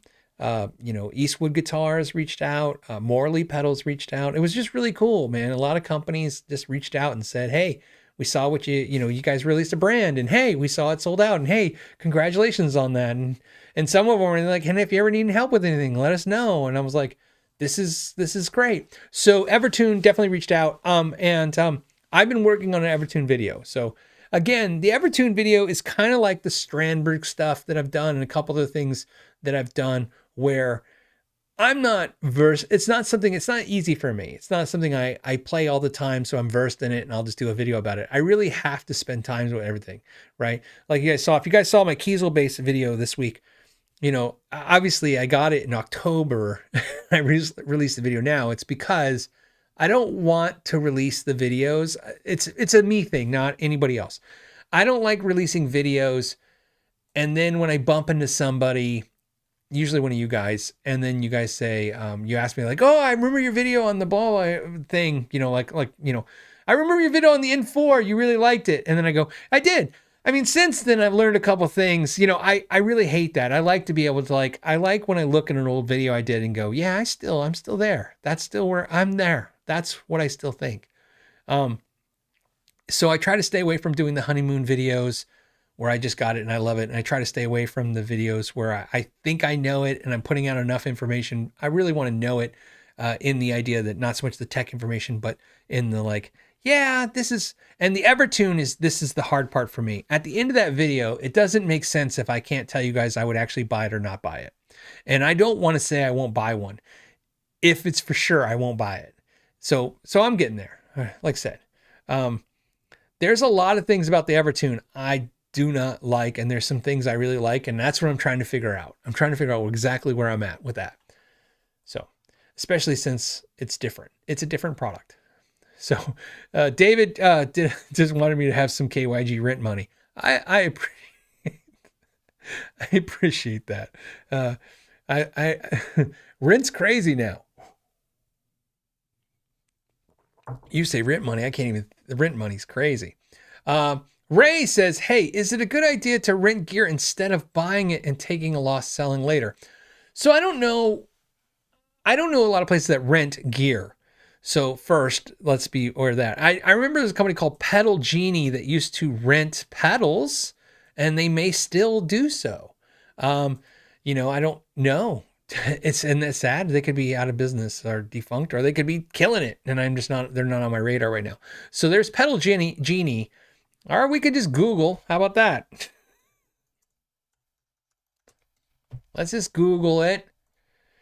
And let's see if a legitimate website comes up. And it does. So here you go, web. Here's Pedal Genie's free commercial. It says, choose your pedals. We deliver to the door. Rock out on your rig and buy or return. So, Pedal Genie. And again, I know that was echoey and horrible or whatever, but, you get the idea. Whoops. Okay, you get the idea. So it says they have 2,000 pedals and you can rent that. Reason why I want to show that is because that's one of the few places. I know some guitar stores throughout the country rent gear as well, not just band orchestra and rent stuff. But so if there's some of you going, why would you rent? How do you do that? There are places that obviously do that, renting. Renting, sure. Look, to me, taking the time to rent something and to see if you like it could pay a dividend. What I would tell you, Ray, my preference would to buy right. In other words, is the saying, which is find something that you're buying at a great deal and you're not going to really have a problem with that. So a perfect example is, like I said, what I said earlier, there's pedals normally sell for $200. Maybe they sell used for $150 and there's somebody selling for $100 and you're curious, you can always buy that. Not only you can make $50 or whatever you make if you sell it. That's not what I'm saying. I'm just saying that you can actually get out of it. And that's what I got to do. But yes, I I think one of the things that I constantly kind of hit home on this show or this podcast is I try to stay away from the players that are always like, I keep everything, I don't flip anything. Why are you guys always concerned about resale value? Look, I tell you guys all the time, if you sound like who I sound like, good for you. Most of us, and I really do mean most of us, I can't say the 90%, but I could say 60 to 70% of musicians, of guitar players, are on a journey. And they think when you buy a guitar, when you buy an amp, it's mostly a calculation at best. Even when guitar players I don't buy a guitar unless I play it. Look, I've played guitars for 2 weeks and then decided I don't like it. I've had a guitar I had an amp for 5 years, and then one day woke up and I thought, it's like, I don't know how to explain that to sane people. Like, you have to explain it to your wife. It's like every morning she makes you eggs, and then after 5 years, one day you go, I hate eggs. I don't know why, but I don't want those ever again. I'm on to waffles now. I'm a waffle person, right? So, I mean, things change. Your ears change. Your attitudes change. All things change. Or you, like I said, I like the word connoisseur. You become a connoisseur, right? We talk about Amplified Nation today. That's a perfect amp to talk about. That's an amp that if I was to present it to someone who'd been playing guitar for maybe a year and maybe playing through a Katana, which is a great amp, by the way, they actually, I would bet, if I was going to bet, that person, when I played them the Katana, they wouldn't go, oh my goodness, that's the greatest thing I ever heard. What have I been missing? They might go, I don't hear why it's different. Right? So, so your question is one of my favorite questions, by the way, which is the reality of this, that there is a flipping process. There is a resale process. We get tired of it. Some of us just need the fix, man. There's like a heroin fix, finding a new guitar, buying something new. There's a little bit of that shopper, right? What do you call that? Shopping therapy, right? Retail therapy. That's a thing. I'm guilty of that sometimes. I try to be more prudent about it, but I'm guilty of it. I'm guilty of all these things, right? Sometimes I buy gear just because I had a hard week and I worked hard and I said, hey, damn it, I deserve something, because I deserve something. I don't know what it is, but I deserve something for this week. But to answer your question, yeah, if renting is something, especially if you're not comfortable, some players are just not comfortable with the whole buying and flipping a piece of gear. It's a headache. You got to negotiate. You got to do all kinds of stuff. So that, to me, though, in my experience, is buying right. In other words, buying a piece of gear at a great price, experimenting with it, and then moving on is a good idea. If you can't do that, renting would be your next way up, because again, buying the stuff, this stuff's expensive, and especially if you're losing a lot of money per transaction. The only thing I always remind everyone is, other than when dealing with a return policy period, in other words, you have to return it if you want to get your money back. If you don't like it, I understand that, hey, I don't like this. It's 28 days and I only got 2 days to return it. I'm going to return it. I understand that. Other than that scenario, what I would recommend for most players is play and keep things for as long as you can. That is the goal every time. Keep things as long as you physically can. Because I'm telling you, the worst mistake that I make, that all of you make, we're going to end this on the worst mistake we make is the repurchase. It is the worst. There is nothing worse than that. Buying a piece of gear. I've seen all the ways you can lose money. Okay. Obviously modding stuff is a little financial hit, but hey, there's an education to gain from that, right? You mod something, you fix something, and sure, will you get that money back? Not necessarily, but that education is education, right? However, the worst way I've seen it, that we lose money is the buy again, or the buyback.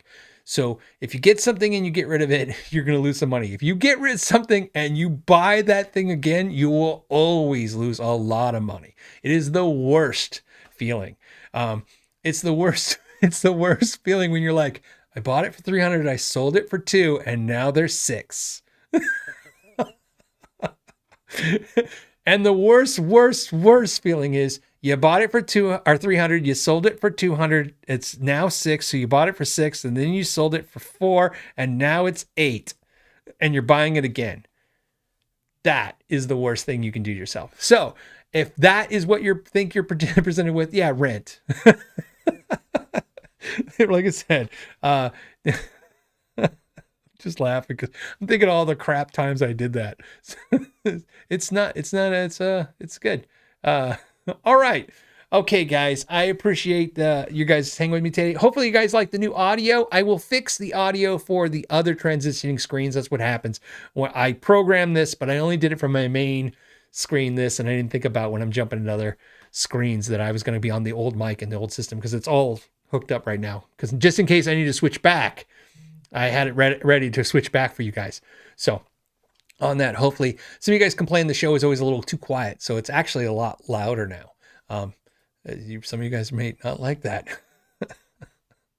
All right. As always, guys, thank you so much for hanging out. We'll see you guys next Friday. Don't forget I have videos in between the shows, so check those out if you're so inclined.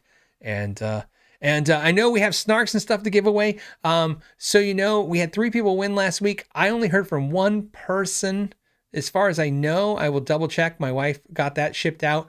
The person who's the title that made the title of last week's show, I reached out and sent you an email. So if you got an email from me, just check that, if you want to check it.